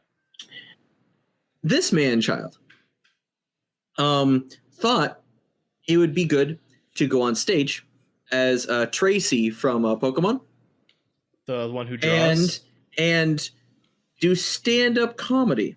No, not just stand-up comedy, edgy stand-up, but stand-up comedy, making fun of geeks and their choice in anime, and their choice in characters, and their choice in cosplays. I don't feel bad. And not in the sense of like, you know, generalization. No, yeah, generalization where it'd be like, and here we got these 10 Vashta Stampedes. I'm glad you all collaborated before the event. Yeah, nothing like that. Something that would actually be like. He wasn't going to be like a Seinfeld. But the guy, but he would be up there generally making fun of guys who cosplayed from Sailor Moon. Like the super lowbrow her jockey sort of shit. Can you imagine how like that guy's flame shield would shatter in seconds today? Like, he would be on blast. And everyone would get this fool. He got booed off stage. I have never seen that. Oh my god! I saw him later at PortCon, and he'd done Kyo from Fruits Basket, but not like in like the actual Kyo outfit. Mm-hmm. He did this full orange cat fursuit. And but when I say that, think if you looked at the orange fabric, like this big giant fluff orange fabric, you cut out a man shape out of it, then you cut another one, and then you staple gun the two together, and then you fit yourself into giant pajamas. That's what this was. I was gonna say I feel really bad for cosplaying Jake the dog now. No. No, that was like that had form. He's saying it's like he like threw it together. A carpet man that has a cat face on it. That is basically what it is. That is basically what it was. Awful. Let's see. Other fun Otakon experiences involve seeing a literal paper bag full of poop outside the convention one morning because it's Baltimore and people are homeless. Yeah. There was the time when the girl that she was an ex at the time, but she was also known for being super quiet. Mm-hmm. She came back from the convention at 2 a.m., which is it's Otakon, fine. Yeah. A bunch of us were already asleep. She felt bad about trying to wake us up because she couldn't find her key, and it wasn't until 4 a.m. that she finally pounded on the door to wake us up. Oops. And then to make it worse, we went to a restaurant the next night. And after a restaurant, we all started leaving. And about like a third of the way back to the hotel, I look around and be like, hey, guys, where's such and such? She'd gone to the bathroom and hadn't told anyone because she doesn't fucking talk. And so we like ran back to the restaurant. And she's like standing outside the door like, where'd you guys go? That's awful. Oh. Like I'm trying to think of something to say. Like she was so cripplingly shy that she was afraid to knock on the door to come into the room. Yeah. That's awful. Poor person. Right? So we're like, what the fuck? No, speak up. And she never did. Just do it. She never did. She couldn't send you a text or anything? 2005, 2006, not everyone had a cell phone. Oh, yeah, I guess that's true. Good old days. So, yeah, right? we're back in the days when the cool kids had a Razor flip phone. Oh, yeah. That's me. I had one. Be straight out of high school. Hello? BlackBerry. Fuck that. Hello, Moto. Anime Boston. So, were either of you going to AB when they still had hentai dubbing? Oh, hell yeah. Yeah. I remember that. So, years. That was my jam. First off, you know why they stopped doing hentai dubbing, right? I think I know the story, but you can give the audience a refresher if you want. It's another one of those fun stories of sexual harassment. Yeah, it was that I can't remember his face really well because obviously it was a while ago. But he seemed like he was like off, like just kind of like he was. But I mean, like I always thought the event was kind of funny. But I was also a child, so what do I know? No, it was solid if you got good people up there. Yeah.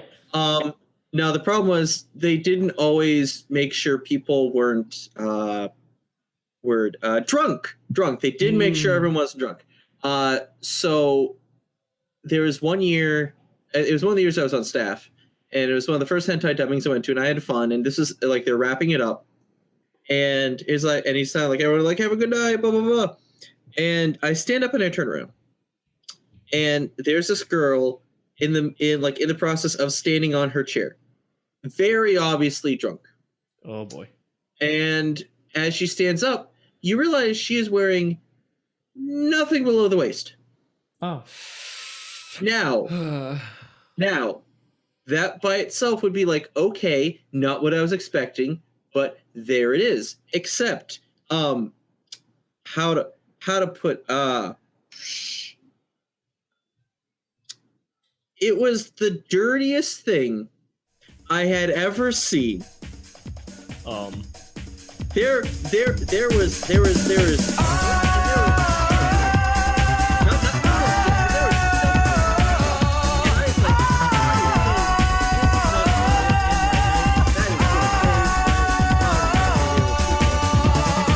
That is how Big Al Dente slapped the explicit content label on this episode. Did you not think we'd reach that point? Because we're reaching that point with this episode. There's a kink out there for everybody. Oh, God. That's somebody's kink. There was another point. I think this might have been the same year. They had both Stephen Bloom and Vic Mignogna, not only as a guest, but in the same panel. Vic McNuggers. Yeah. And this is like FMA had recently come out, maybe like the year before. Oh, geez. Before we knew Vic McNuggers was and Cringe so incarnate. here's Vic Big Boy, and you have Steve Bloom. you have Steve Bloom, who's like the granddaddy, big sexy voice. Because you don't fuck with Steve Bloom, he's amazing. Yeah, he's and they're in the same panel, and so they're wrapping up the panel, and as everyone's getting ready to leave, Vic stands up and goes, "Hey, everyone. Come meet me down at the Funimation booth at the dealer's room. I'm going to do signings. Come on, let's go do this." Okay. And I'm standing there as staff. And the first thought in my mind is, that's not on the schedule. You fucked up. He's doing this because he wants to. They don't know. Oh, no. Wait, no. I did. Wait, no. Oh no. Yep, there you go. So using staff powers, I cut through crowd, like through back doors, got to the dealer's room first, ran up to the Funimation booth, and was like, "Listen, you have Vic Mignogna coming down here saying he's going to do an autograph signing now with a panel full of people." And they look back at me and go, "No, he's not." I'm like, "He's coming." No, he's not. So Vic shows up and they're like, "No, you're not." And this is still in the days when there wasn't an artist alley room. Right. The artist alley was in the hallway where the conventions are now. That was all artist alley. Wait. And they would always set up the tables and people didn't show up, then there'd just be empty tables. So he turns around to everyone who's now grouping up like, "Hey, there's an empty table outside. Let's go do that." And his handlers, you can see, are just running after him like, "Stop saying words." and he runs over there. His handler's like, "Stop it." And people are lining up and they're like, "Fine, you can do this for a half hour," as if they're giving into the child who really wanted to play Xbox. And he did a signing for like a full hour at this table. Stop writing a check your ass can't catch. Stop saying words. Get back here. Oh, stupid dog. Oh God, he is annoying. He hasn't been making any rounds lately, has he, at cons? Well, no, you know why? Do you want to know why? I think he's at Otakon this year. Why? So he got some bad press when he canceled on a con, and he tried to make some jokey video like, "Oh, I really wanted to go." No, you decided to go somewhere else because they would pay you more. Now, being in staff at so many conventions, eventually you get to see how much different voice actors and guests cost, because they all have an upfront cost that they want. Some will do deals. Some, like basic cosplayers, even ones like Chris Ayers or Greg Ayers, like they're pretty good guys, and they are relatively inexpensive because they enjoy doing events. Vic thought he knew what he was worth, because after FMA was big and he got the key role in Oron, conventions would have had to pay him $4,000 to appear, which is 4 times more than what at most a voice actor might ask for. And that's before room, board, and food. I can't do the Ed scream. That's... So small cons couldn't afford him. And he just... King shit over here. Yeah. Yeah, it was all about the money with him for a while. It's still not? I mean, Well, he's probably learned his lesson, I would hope. like he hasn't been in a lot. The most that he's doing now, he is in My Hero Academia. So Ew, good thing I don't listen to the English dub. yeah, no, he's Scratchy McKenzie man, Who? What? the main villain with all the hands. Ew. Oh, He's Oh, Blue no Man. shit. Oh, that's Yeah. he's Deku's rival? Yeah, Ew, that's gross. I'm Right? coming for you. I'm coming for you. for you because you asked so nicely. Therefore, I come for you. Uh-oh. That's so irritating. Like, I don't want to Listen sound to like... me in like FMA. Let me revise my role as Dark, or the hell's name was. The angel dude with the one wing. Sephiroth? Oh no. I don't want to sound like an elitist or anything, and I hate the dubs versus subs argument. It's just I think that there are some things that are better in their native tongue than they are in the English one. It shouldn't be a big deal, and I certainly think My Hero is one of the things that sounds a whole lot better in Japanese. I can sum up that argument for you real quick. Go for it. Don't forget me. Yep, I was just about to say Xenoblade 2 was the biggest offender this year by far, though. I cannot listen to that game for very long in English, which sucks because it's really good. And nope. No, if I go on a tirade, I'm not going to stop. We did it on stream. I think I did 2 episodes in English just because I wanted people to listen. And I was like, can you hear the effort? I sure can't. It's soulless, and I hate it.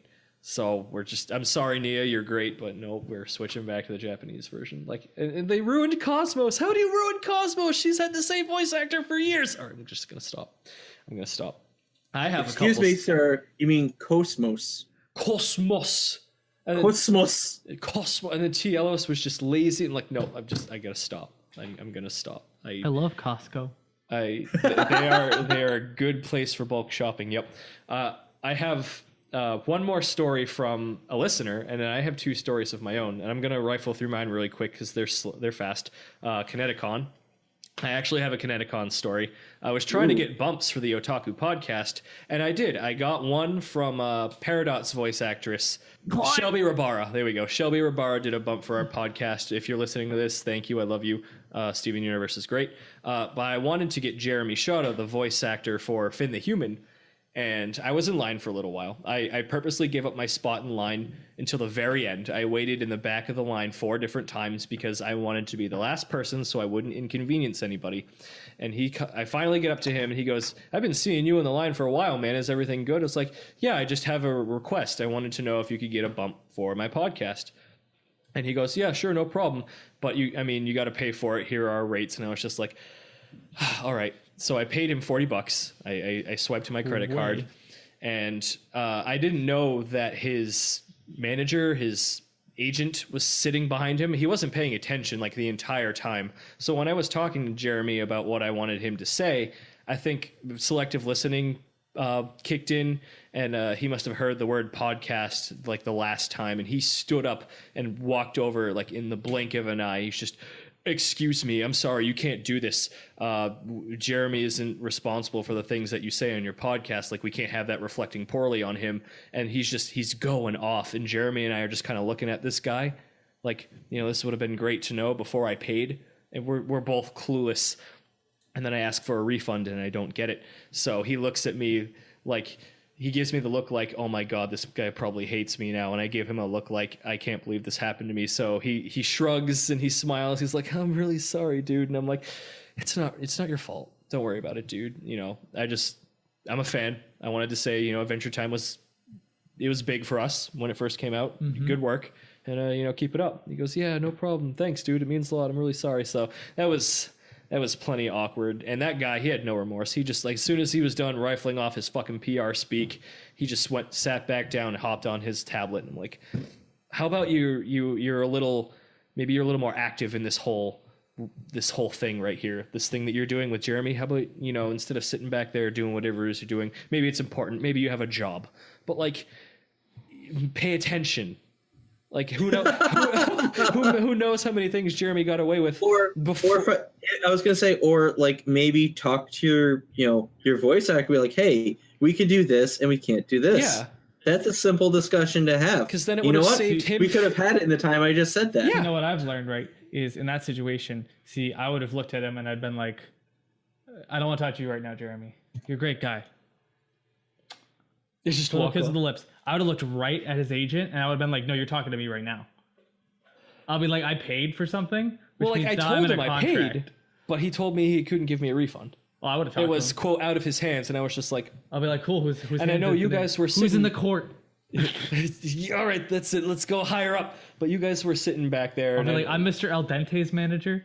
I'm his agent, and you're gonna tell me that Jeremy cannot sit here. He can talk cannot about say a couple Voltron. words. He can say Voltron words all day, but we talk about podcasts. He can say Voltron words. Lion. And I'll be like, and Blue.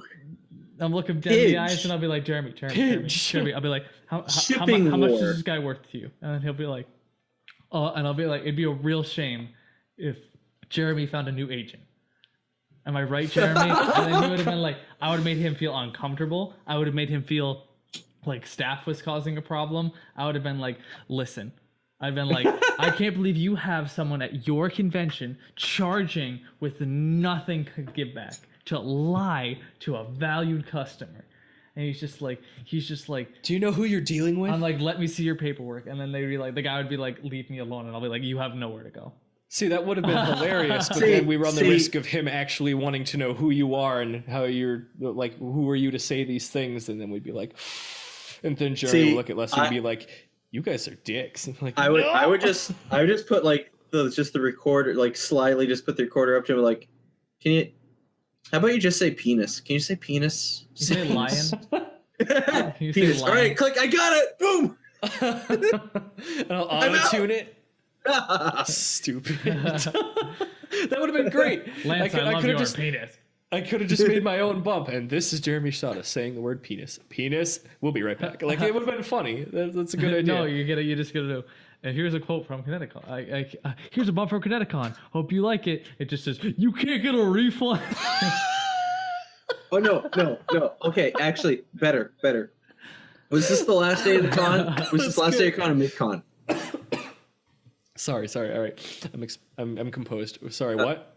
Was this the last day of the convention or? No, This was Saturday. Yeah, I only went Saturday. Okay, what you do is you write out like just 2 sentences from just say that have nothing to do with like the podcast, but you hide every single part of a word in the sentence, and then you audio cut it together to make it sound just. You just you Yeah. scramble Yeah. it, so it just like Yeah. It's like a fucking puzzle. Yeah. You just take out all the fluff and you throw that out there. I love the Otaku podcast.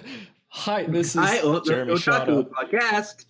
Yikes. That'd be great. Oh, that's sneaky. I'm gonna Fuck, email I'm that gonna to do you. that. This is all your fault. I love you. Yep, I know. I'm gonna get an email. I'll send I'm him an gonna get an email. email. I'm gonna be like, have that receipt. Print out my transaction. I'll be like, where is my voice podcast? I'm gonna go to his I'm head pretty manager sure- and be like, can he do a podcast? I'm pretty sure if 10 you plan it seconds. out right, if you plan it out just right, you could find like 6 Pokemon that you could match together, like Metapod. There you go. I'm sure there's one with cast in it.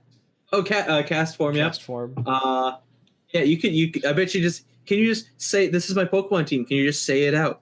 Oh my god, that's great. Speak into this recorder and read these 6 Pokemon And names. he'll be like, why? You want to talk Don't about worry cringe about though? I want to talk about a podcast bump. How about you talk about the time we almost got the nostalgia critic and he made us feel weird for making him go get lunch. He was so irritating. Like, I don't even want to talk about the nostalgia critic. He's such a fuck. And Wait. Something happened with you and the critic? yeah, like Yeah, because that I was was- back in the day. back in the day when we were starting the podcast early, I wanted a bump from Doug Walker, and he was at Kineticon. Was this? I don't think this was the same time I tried to get Jeremy's, right? I don't think so. This must have been It might have been the earlier. year before. Yeah, because I had him sign my Howard the Duck DVD, and this is before any of the Change the Channel stuff came out. I still liked him. He was all right. Like, he was like JonTron to me. Like, he was all right, and then shit hit the fan. But it was the same deal where I kept giving people a spot in my line because I wanted to be last so we could take up a little bit more time and people wouldn't get angry. But I was with you, Yeah. Nobi, and when we got there and I had him sign it, the first thing that came out of his mouth was something akin to, all right, we got to hurry it up. like we got Yeah, like his whole staff was being like so weird, Like, and then they were like, I can't remember the name of the black guy, but he was nice. He was really nice yeah, about he it. was mad nice. like, he was like he almost felt like he was like trapped there. Yeah, And like didn't it was like want- they all looked at Doug, and like if Doug didn't say something, yeah, if Doug didn't say like, yeah, we're doing this, they were all like, what do we do? Yeah, like And he's I'm the like, boss, and if he's rude, then I guess we have to do what he says. But he had the face on where he's just like, oh man, I don't want his dickishness to make it, rub off on me to make it look like I am agreeing with how much of a dick he's being right now. Like, I'm sorry. Oh no, Like, no. I got to actually meet Malcolm through another one of the producers last year at Kineticon, and Malcolm is just like the sweetest guy. Like, I wasn't sure what am I allowed to do? He's a guest. What am I allowed to do? Because he was saying bye to us because we'd been walking around the dealer's room for about 15 minutes, and he picked up a bunch of furry stuff because it's Malcolm, and.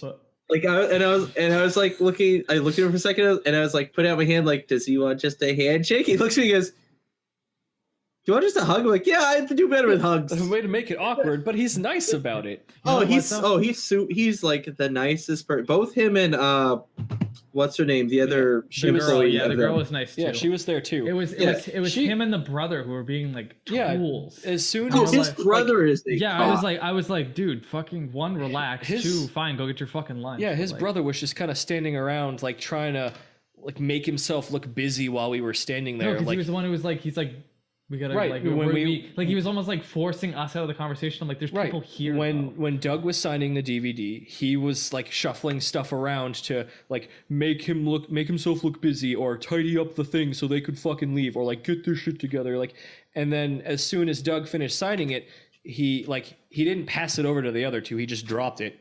The chick grabbed it so she could sign it, and as soon as Doug was done, his brother Rob was just like, all right, you guys we gotta hurry it up, we got somewhere to be, we gotta get to lunch, like we can't be doing this anymore. Like, there was no prior warning, we had no idea that they were doing this. But it's like Rob's word was law, so as soon as Doug was done, as far as he was concerned, they were fucking finished. These other two were just trying to be nice, if they're ever listening to this, thank you guys for being great. But those two, again, their word is law. So he wouldn't even give me time of day to talk about the podcast bump. Like, they were fucking gone. So I felt kind of left by the wayside. I'm like, gee, dude, what just happened? Right. Like, we were discarded like a used condom. The other two were just kind of like, all right, we'll see you later. And then I'm pretty sure that night when we were all done for the day, we were going into the bar to get drinks, and they fucking show up. Yeah, I was just like what? Like the Doug and Rob kept walking. They didn't give a fuck. The other two were like shaking hands and saying hi. And like Doug would occasionally go, "Oh hey," and just keep going. Yeah. Like, I don't. It's just because he does a thing on YouTube, he's on a high horse. I don't know. It was frustrating. Like, they let the power go to their heads, and I think that's why the change the channel stuff, really resonated with me, is because we've seen how dickish he can be firsthand. I don't know if he did that to anybody else that went to go get an autograph at Kineticon, but like, dude, it was just weird. What was he like this year, Kirk? Do you know? Here's the thing. I don't know, but I should have known because Alyssa's booth was right across from his. Ew. And so I have to give her my condolences. But I spent so little time there because it was such a mess. So I don't know. I wanted something. I wanted to hear that something happened. I haven't heard anything, and I've been trying, and I haven't heard anything, and it's bothering me. Someone must have something. We can go scour online later. We can report back, but like, we can. That man will not escape the public's eye for quite some time. I'm looking through old photos because I have some photo from like my backlog because I took a photo with him and his brother at Kineticon one year. Yeah, like I have some great moments with him too. Like when I took a selfie with him, he asked to wear my Parappa hat. He's just like, "Can I wear your hat?" And I was just like, "Yeah, sure." And I was like, "Wow, the Nostalgia Critic's wearing my hat. I feel great." I went to his booth and I sang the Titanic dog rap. And people were recording it and clapping and laughing, and he was just doing this bob up and down. He's like, "Yeah, yeah, yeah." Like, it was great. It sucks that those memories are tainted now. Like, I can't feel the same way about him that I did then anymore. It sucks. I will note, I think I have the most awkward pictures. Like, just looking through stuff, I have the most awkward pictures with any sort of guest. Like, I met Markiplier at PAX East. like before he blew up and needed like security detail. Anger. Like, and I only took a picture with him. I never really watched him. I took a picture with him to piss off my roommate at the time because she would keep me up late at night because she would be watching Markiplier like late into the night, just screaming and laughing and all this. So she didn't go to PAX. I went to PAX. I took a picture with Mark. It's like, look who I saw. What'd you ask him? What did you ask him? Nothing. Did you talk to him? Oh, not really. Yeah, we just said hey. Shook. I just said hey. Took a picture. I was like, yeah, no, it's fine. We had a drink. He came back to my room. we had some drinks. We had an intimate night. And then she just sit there with her mouth agape. Yep. Damn it, Markiplier, grumble, grumble, snort. Grumble, grumble. Why can't I remember his name? No. No, whatever. Who cares? One of our friends from AAC dressed up like Markiplier for PAX and for AAC that year. Oh no, are you talking about our good pal Dennis? Yes, I'm talking about Dennis. Hey, Dennis, stop! It's time to stop. And I still feel dirty for seeing that. I don't know. And then his girlfriend was Freddy Fazbear, and I'm like, I'm gonna open out of here. All right. I have one more story to go through, very short. Terrificon is a convention that is held in Connecticut over at... Hell yeah. Yeah, no. Hell yeah. Hell no. Hell yeah. Held at our favorite casino, Mohegan Sun, and boy howdy was it a trip. I got to walk around an entire casino dressed as BoJack Horseman with Tony Stark, and Ember J cosplay was there, and she was Pepper Potts. Yep. Or was she? Yeah. And then one of our other friends came with us, and she was Sarah Lynn. Thank you. So we felt like movie stars for a while, and it was great, but it was not without its problems. We were trying to settle down for the night, and we hopped on an elevator to go back to our room. Oh, yeah. We're going to talk about that yeah, girl? we're talking about that. Oh, Jesus. What time was it? It was like 1 a.m., I think. It wasn't that late, but it was late. The pool closed. Yeah. We all had fair amounts of alcohol in us because, you don't go to that con to do anything else but drink in the luxury it's a casino, that was that casino. It's a luxury casino. We're like, hell yeah. We were outside by a fire after swimming around It in was the like pool. classy drinking. It was very classy, and we felt like we were being fucking pampered. We were movie stars, essentially, and people knew who we were, and it was fucking great. We were in suits and whatever. But there's your picture. That's how that night was going. We were winding down. We're going back to the elevator. Very, very quickly, as the door is about to close, a hand shoots through the elevator, like a nightmare. And you hear, like, literally, it was a nightmare. Yeah, it was just like Alien, something out of Alien. And this, it didn't even grab the door; it just went right through, and the door shut on her wrists. But it was a girl, and she goes, "Oh, wait, hold it." And we're like, all right. So I hit the button and we let her in. She has no clothes. There's nothing on her. She's drenched. She has like a towel that she's barely holding on to. Yeah, we were all like heavily concerned. She was just screaming and like talking about something. She was talking about how her friends had left her and that she needed new friends to hang out with. Now this girl is like blitzed. She's walking around with no clothes on and just a towel that she's barely holding on to. And we're all like pressed against the side of this elevator. We don't want to touch her. Yeah, we don't want to get near her because she seems like she's going to blow. One split second, somebody says the wrong thing. I think Amber had said you got to chill or something. And she dagger eyed and she was just like, what'd you say, bitch? She couldn't hold herself. She kept banging against the walls. And she kept going back to, I need the new friends. Will you guys be my friends? Will you guys be my friends? You're real cool. And we're visibly triggered. So we hit the lobby button. Yeah. And we go down to the lobby. They had the guys in suits, the security detail. They were all over the lobby. And we just sat there. We're like, hang on 1 second. We're going to get some friends. And we just waved frantically for some of them to come over. And they're like, is everything okay? It's just like, there's a woman in here. And I think she really needs some help right now. So they come in and they drag her away. When did she say she was getting dragged away? She was just like, oh, not again. Or something like that. She's like, oh, not you guys again, or something. And we were like, oh my god, we dodged a bullet. Though. We were like we were on some sort of smile. You're on candid camera bullshit. We that like they were recording our reactions to this or something. It was so surreal. It's like not something you ever expect to happen. But it did. And we're like, what? Wait, On the way. on the way. So yeah, I forgot about that. don't go to Terrificon. Terrificon sucks. Yeah, it was very slow. It was Go just to Mohegan Sun. It's a good time. Mohegan Sun is fantastic. Please go there all the time and waste all of your money. The ticket wasn't worth it.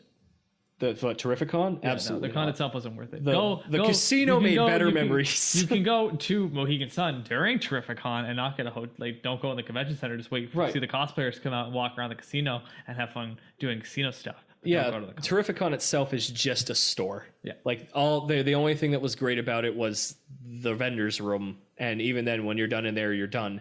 There was a fantastic cosplay in the Hulkbuster. Yeah, he was. It was life size, so that thing did not fit through doors. He was like all three of us stacked on top of each other. Fucker was tall, and he commanded a room, and he fist bumped one little kid. And then anytime anybody wanted to take a selfie with him, he was just like, yeah, good luck. So it was really funny. But yeah, go to Mohegan Sun to blow your money. Don't go to Terrificon because Terrificon sucks. Do you guys have any other stories, or can I read the last guest one? No, I'm good. Read the last guest one. Okay, it's a tad long. Okay, so I will sit back and enjoy. Okay, so it starts off.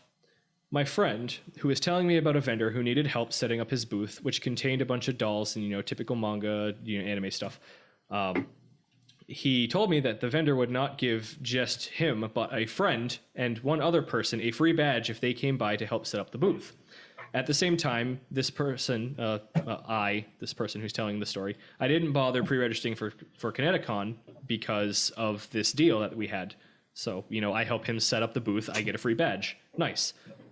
All these other cons that he went to, better than Kineticon, whatever. So day zero came along. After he settled into his hotel room, his friend and I, my friend and I, this person, went to the back of the convention center and found a shit ton of huge trailers and a whole bunch of people emptying out their merchandise. It was myself, my friend, and like 6 or 7 other people who were helping out.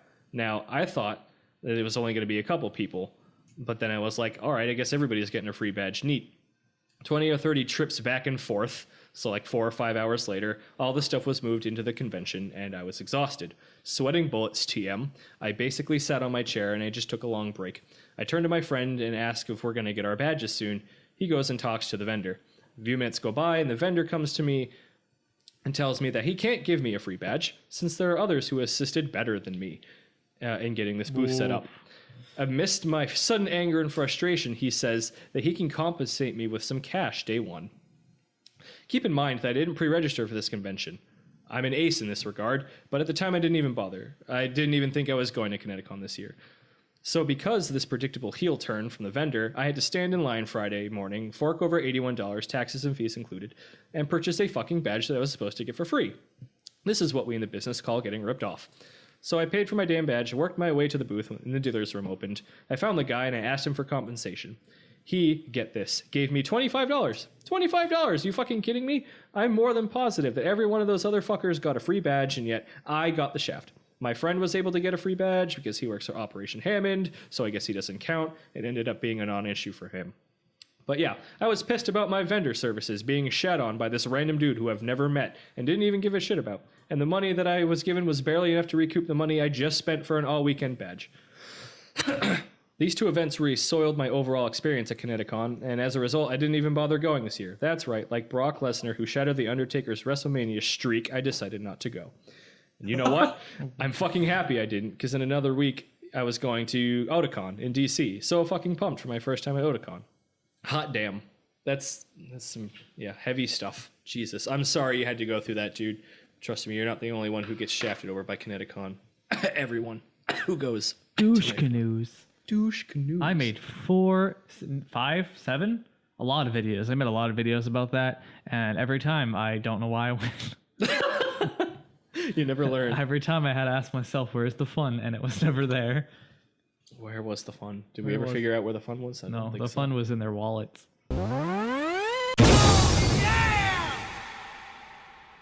This is Sid the Sloth from the movie Ice Age. What's up, my... On my way.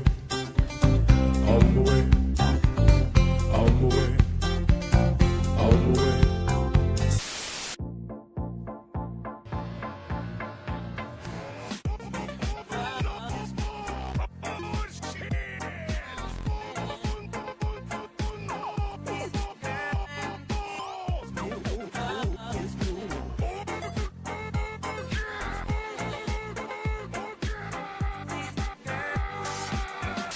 And by the way, what race is the human race? When is it finished, rebooted and erased? Does it cross your mind that maybe this was one big ass mistake? So much room in the galaxy, like we a waste of space, man. Nowadays I got no one to trust. I guess that's why we voted for Trump. Cause people suck, people suck, people suck. Thank you, thank you, thank you for coming out today. See, there's so many stupid people and they always in the way. I hate people. I hate people cause people suck, man. People suck and they keep on fucking sucking.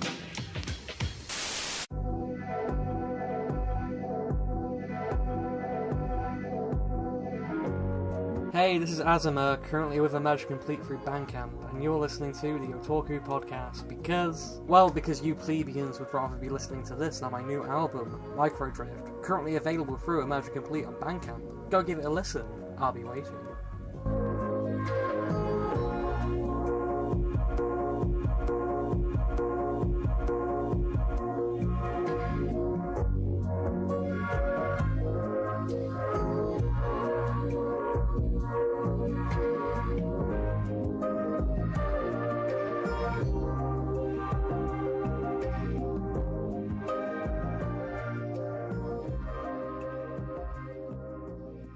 Was back home, not going to that con. Regretticon.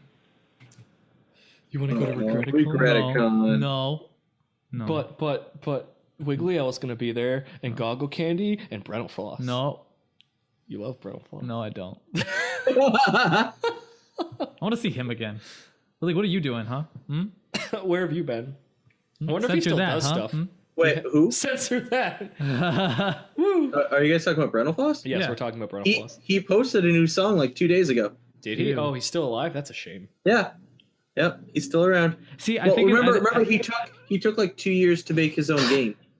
See, I just think he's in a game. I think it's funny because he made a game. We meme on him because he blew us off once. Yeah, there's we don't know him or anything, and we're just like story. We're so salty about it. And I was just so we had big plans, but we're only salty because he agreed to them. Yeah, if he hadn't said anything, I would have been like, it's fine. We went through a guy who shall not be named at another anime convention to team up with Brentalfloss to do a video, and he agreed to it, and we were pumped up. And what was the excuse he gave us as to why he couldn't make it? He was like fucking his girlfriend or something. He said he was and I was like, girlfriend? are you actually joking? But we didn't hear this from him. We heard it from the other person. Yeah, because he had texted him. He's like, let me come. find out where he is. And he looked at it, and he's just like, I guess he's fucking his girlfriend. And I'm like, wow. The words that came out of his mouth was, I guess he can't help you guys because he's fucking his girlfriend, ? I don't know. Sorry, guys. And we're sitting there like, we had the whole scene. We had everything ready to go. We had the area to do it with. We had it like sectioned off for a brief amount of time so we could do it without getting pestered. And then he could go back without needing like security. Like we went through a lot of hoops to get this to happen, and that was what we got. That's lame. Trust no one. And it's great because I think it was that same year he asked me if he wanted to be in his video Kirby with lyrics, and I was. So traitor. I was like, maybe if I get in his good graces, he'll agree to do this scene with us again another time, and it never happened. Traitor. I'm sorry. Traitor. You can see me running by as Scott Pilgrim in that video. If you're curious, go check it out. So, because I know we're approaching about like 2 hours ish. I want to say this is kind of a general, kind of cosplay-ish themed thing, but then I also want to go to like an actual like positive story, because as much as there's salt, I want to end on positives. But I'm going to start with the salty stuff first. Oh, so I had every intention of running this whole episode salty. So if you well, want to go sweet, I want to add one positive near the end. Okay, so people can walk away feeling a little happy. Are you kidding me? They're probably laughing at us right now. Hey, shh, buddy. Shut your mouth. Okay. All right, Billy. So Big L trade. doing cosplay events and masquerades, death matches, chess, what have you. There's no actual there's no legit blacklist. No convention or person running it has a physical actual blacklist for reasons when it comes to those sorts of events. That being said, people do know what's up with whom and whom to avoid. And this comes from experience from multiple conventions and from previous events. So there is an unofficial blacklist. And this has been a truth at every convention that I've staffed, whether it be in Anime Boston or it be a PortCon. And as I've been at staff for multiple, I've gotten angry emails from people who have been declined. Oh, so you're okay? I get you. You're talking about people who are trying to be in events, but they're blacklisted because they can't get in. Oh no! Are you going to talk about who I think you're going to talk about?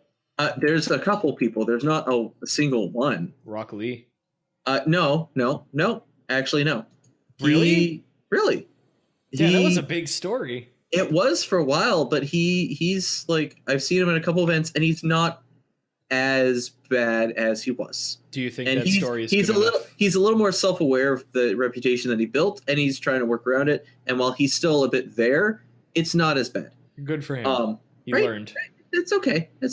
So, but that leads into the people who are. And he did not. Am I blacklisted? Just be honest, Kurt. If you ever came to PortCon, you maybe. No, but it's that cherry chew over there. It's that one. Yeah, no, it's that one time I whiffed the chess math. The one time. Yep. Chess math. It was super religious. I can't say the word. Say it for me. The chess match? The chess match. Yeah, I whiffed it. I couldn't read, remember? And then oh, that's what you're talking about. That was Shit. a nightmare. Oh, dude. No, I felt so bad. I was just I can't read. Oh my god. All right, I'm sorry for interrupting. No. So there's basically an unknown known of who is and is not blacklisted. And I keep a list of people who have, I won't say slighted me, but have basically either burned bridges or acted a fool, I suppose could be the term used. Essentially just dicks, if they're dicks. So you have a little black book of con dicks? I do. I have a book of dicks. Book dick. Do you keep it on a live journal? The Great Book of Dick. And I want a copy. And I'll come back around because this goes back to Kineticon, but we'll work our way there. And there are such people as a gentleman who, for the longest time, only ever cosplayed as horror antagonists, Jasons and Letterfaces and stuff. And this is at PortCon, which is very gamer anime related. And the one year that I had let him in to deathmatch, he was Jason, and he was one of those that, Jason doesn't die, so he wouldn't just fall over and die. So when he was killed, quote unquote, he refused to just go down, and instead took one final swing at the other contestants. There are two of them, and he missed. And when I say he missed, I mean he actually put force into swinging down the big fake knife. And I'm all about getting into character, but there's always a limit. There's a line. So he nearly just nailed the back of this girl's head with his giant thick fucking knife. So it's nope. So the next year is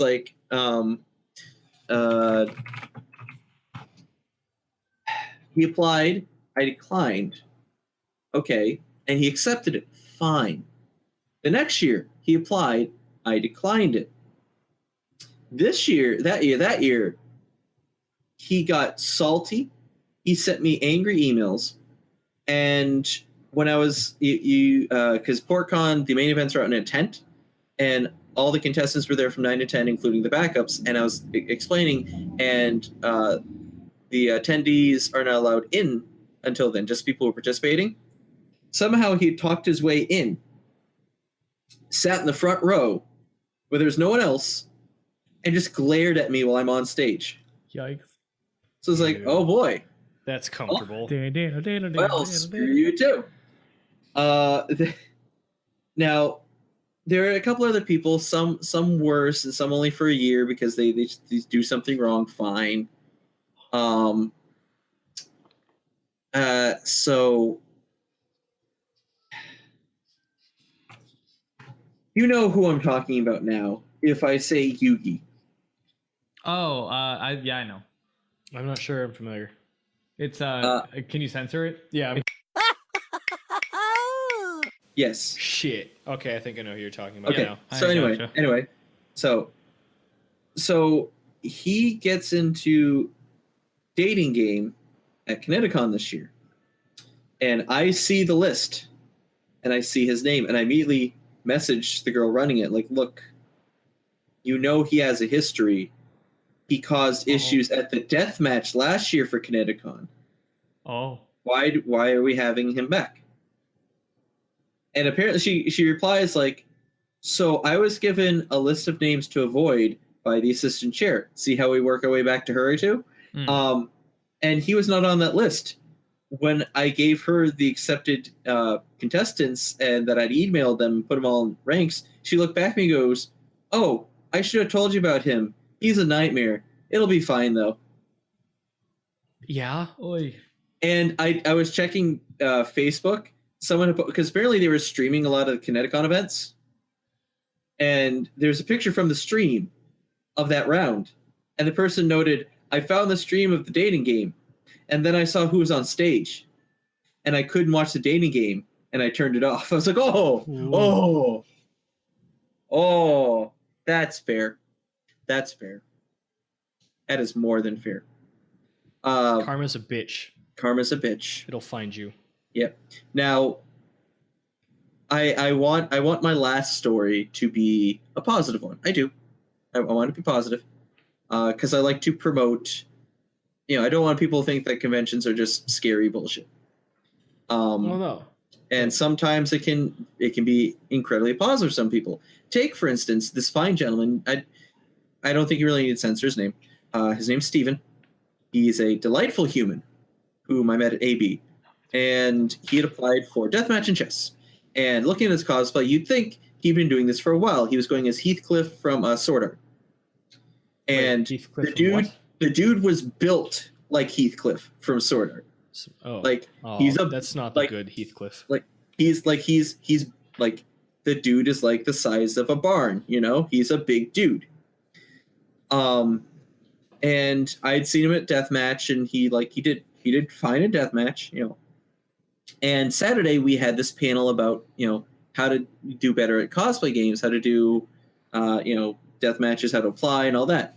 And he came up and he started talking about how he'd recently moved to the area where he moved from, had no conventions. So he had no one really to hang out or do cosplays with, that people thought he had a Southern accent, but it's really a speech impediment, that people call him a jock, but he hates being called a jock because he's a nerd. And that he always wanted to be part of a community like that. And everyone's been so nice to him.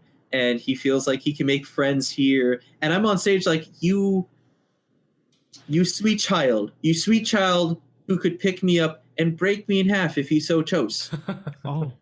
You giant sweet child. And chess, I was watching, he has his matches and all that. And he was doing great. And I saw him take a fall when he finally died. And I'm watching him backstage, like, I know that fall. And he comes backstage and is like, did you do stage acting in high school? It's like, oh yeah, I did a lot of drama club. I was like, I can tell. That's a stage fall. That's a full stage fall. He's like, oh, I learned that when I started learning how to wrestle. It's like, you wrestle too? He's like, oh yeah. Like, of course you wrestle. but like I've seen him and I talked to him since, and he's reached out to me for advice, and he's just, honestly, he's just the sweetest, biggest guy. Yeah, that's like, I mean, not everyone who goes to a convention is a no-hoper like us. Some people can be redeemed. He seems sweet. Some have redemption arcs. Yes, we are not some. Well, at least I'm not one of those. I don't know if you are. I bet GoggleCandy is, but I don't know about us. I have no redemption. Yeah, we're pretty. I am dead inside. This wave. You walk in and everyone's just like, gosh, I don't know if I want to be here anymore. Like, oh geez, look at this. But that also reminds me of I wish I could remember his name, but he is definitely the guy out of everybody you've ever talked to with me about Mr. GoggleCandy. What's his name? That guy who became a con legend. He did a gesture everybody's familiar with. I think everybody knows him at Anime Boston. What? What was his name? The roadie? Yes, the roadie. Okay. Yes. Oh, the dude who's on he's the Masquerade host. Yeah, him. Yeah. Like the story you just told us reminds me of him and how beloved he is, and how much of a huge meme he is. Oh, did you ever hear how he got to be the host? Yeah, you did tell me that story like in a phone conversation, but never like on here. So I mean, if you want to wrap up with another light story, this is another this is a combination shitty person and good person story.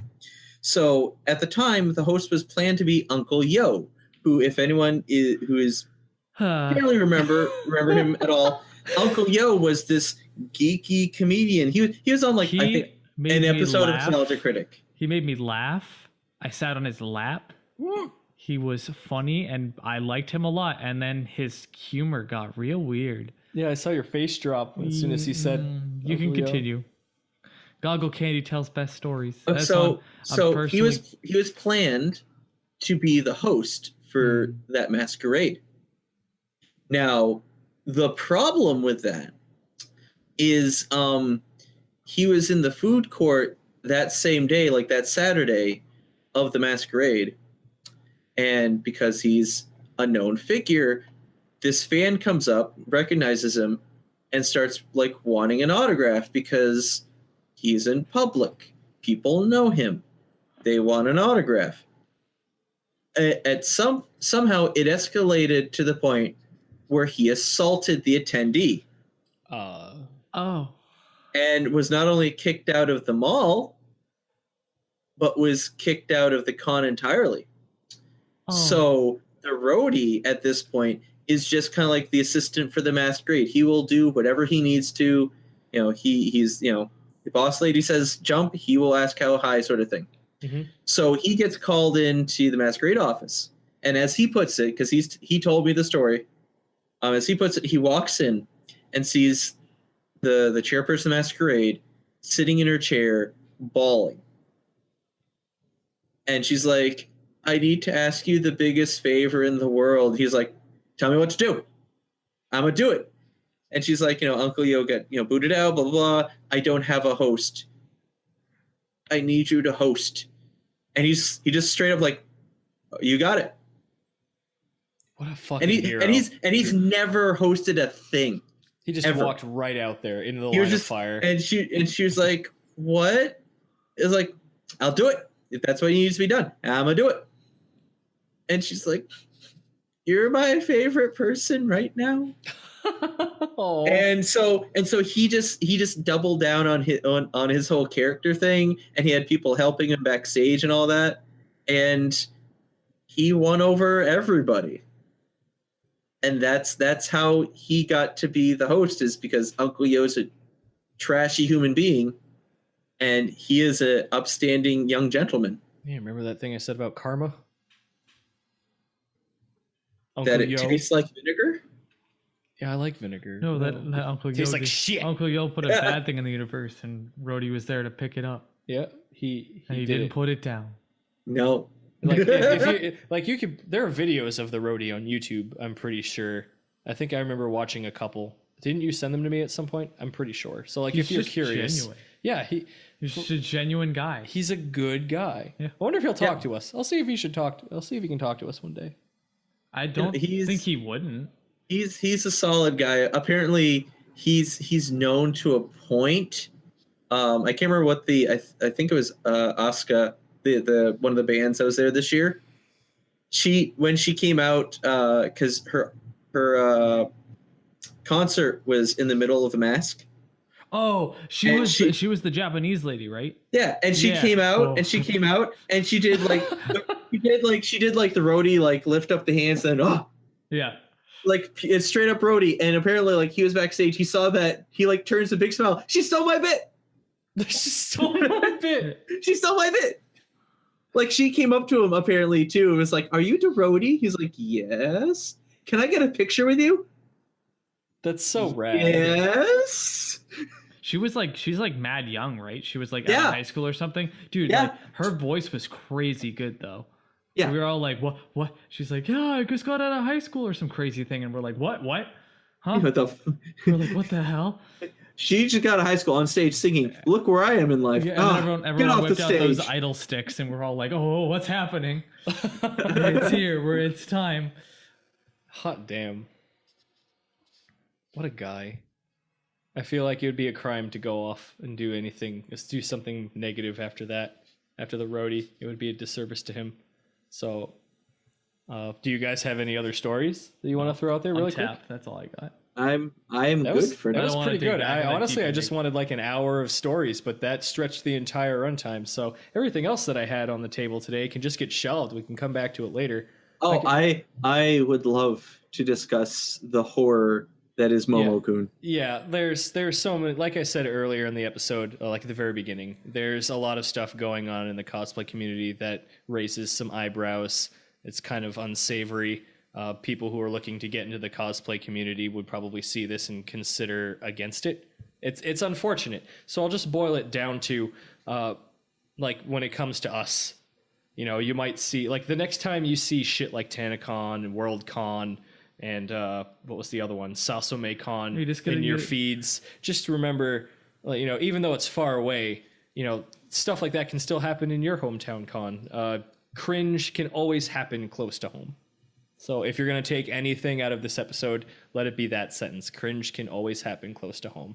Like if you are listening to this episode and you are out at some of these conventions like TanaCon, or you met Momo-kun and you have something to say, please sound off in the comments. Like I always want to hear stuff like that. We'll definitely do this again. Yeah, it's just going to be a two-parter, then we'll go off on the actual fact, and this is just like personal stories that'll affect us deeply inside for the rest of our lives. Yeah, absolutely. And I'll leave, when I say cringe close to home, I will say 2 words, and you can follow through with them if you so choose on your own time. But cringe close to home, when it comes to us here at the Big Al Dente headquarters, or the whatever you want to call this headquarters, the 2 words I would like to leave you with are nerd caliber.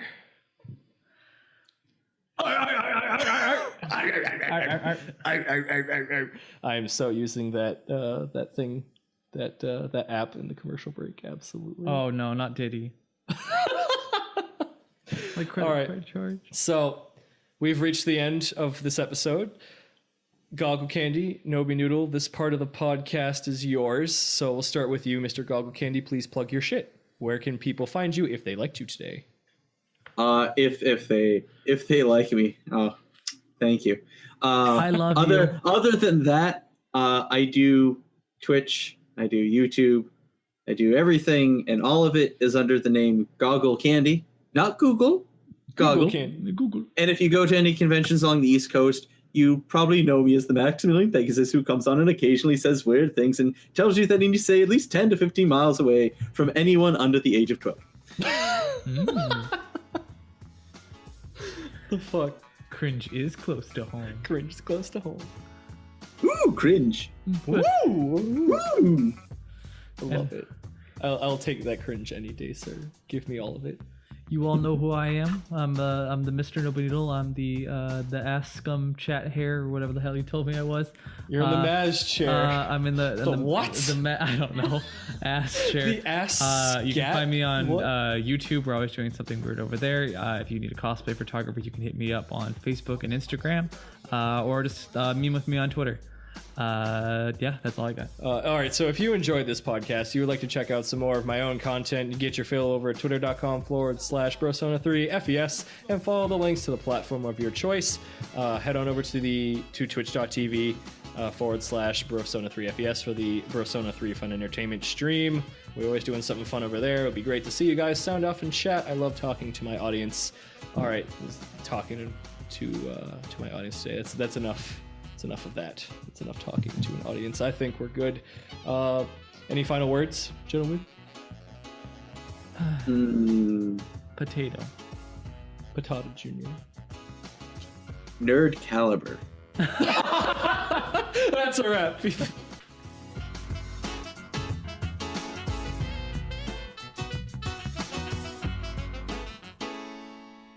So have a great day, folks.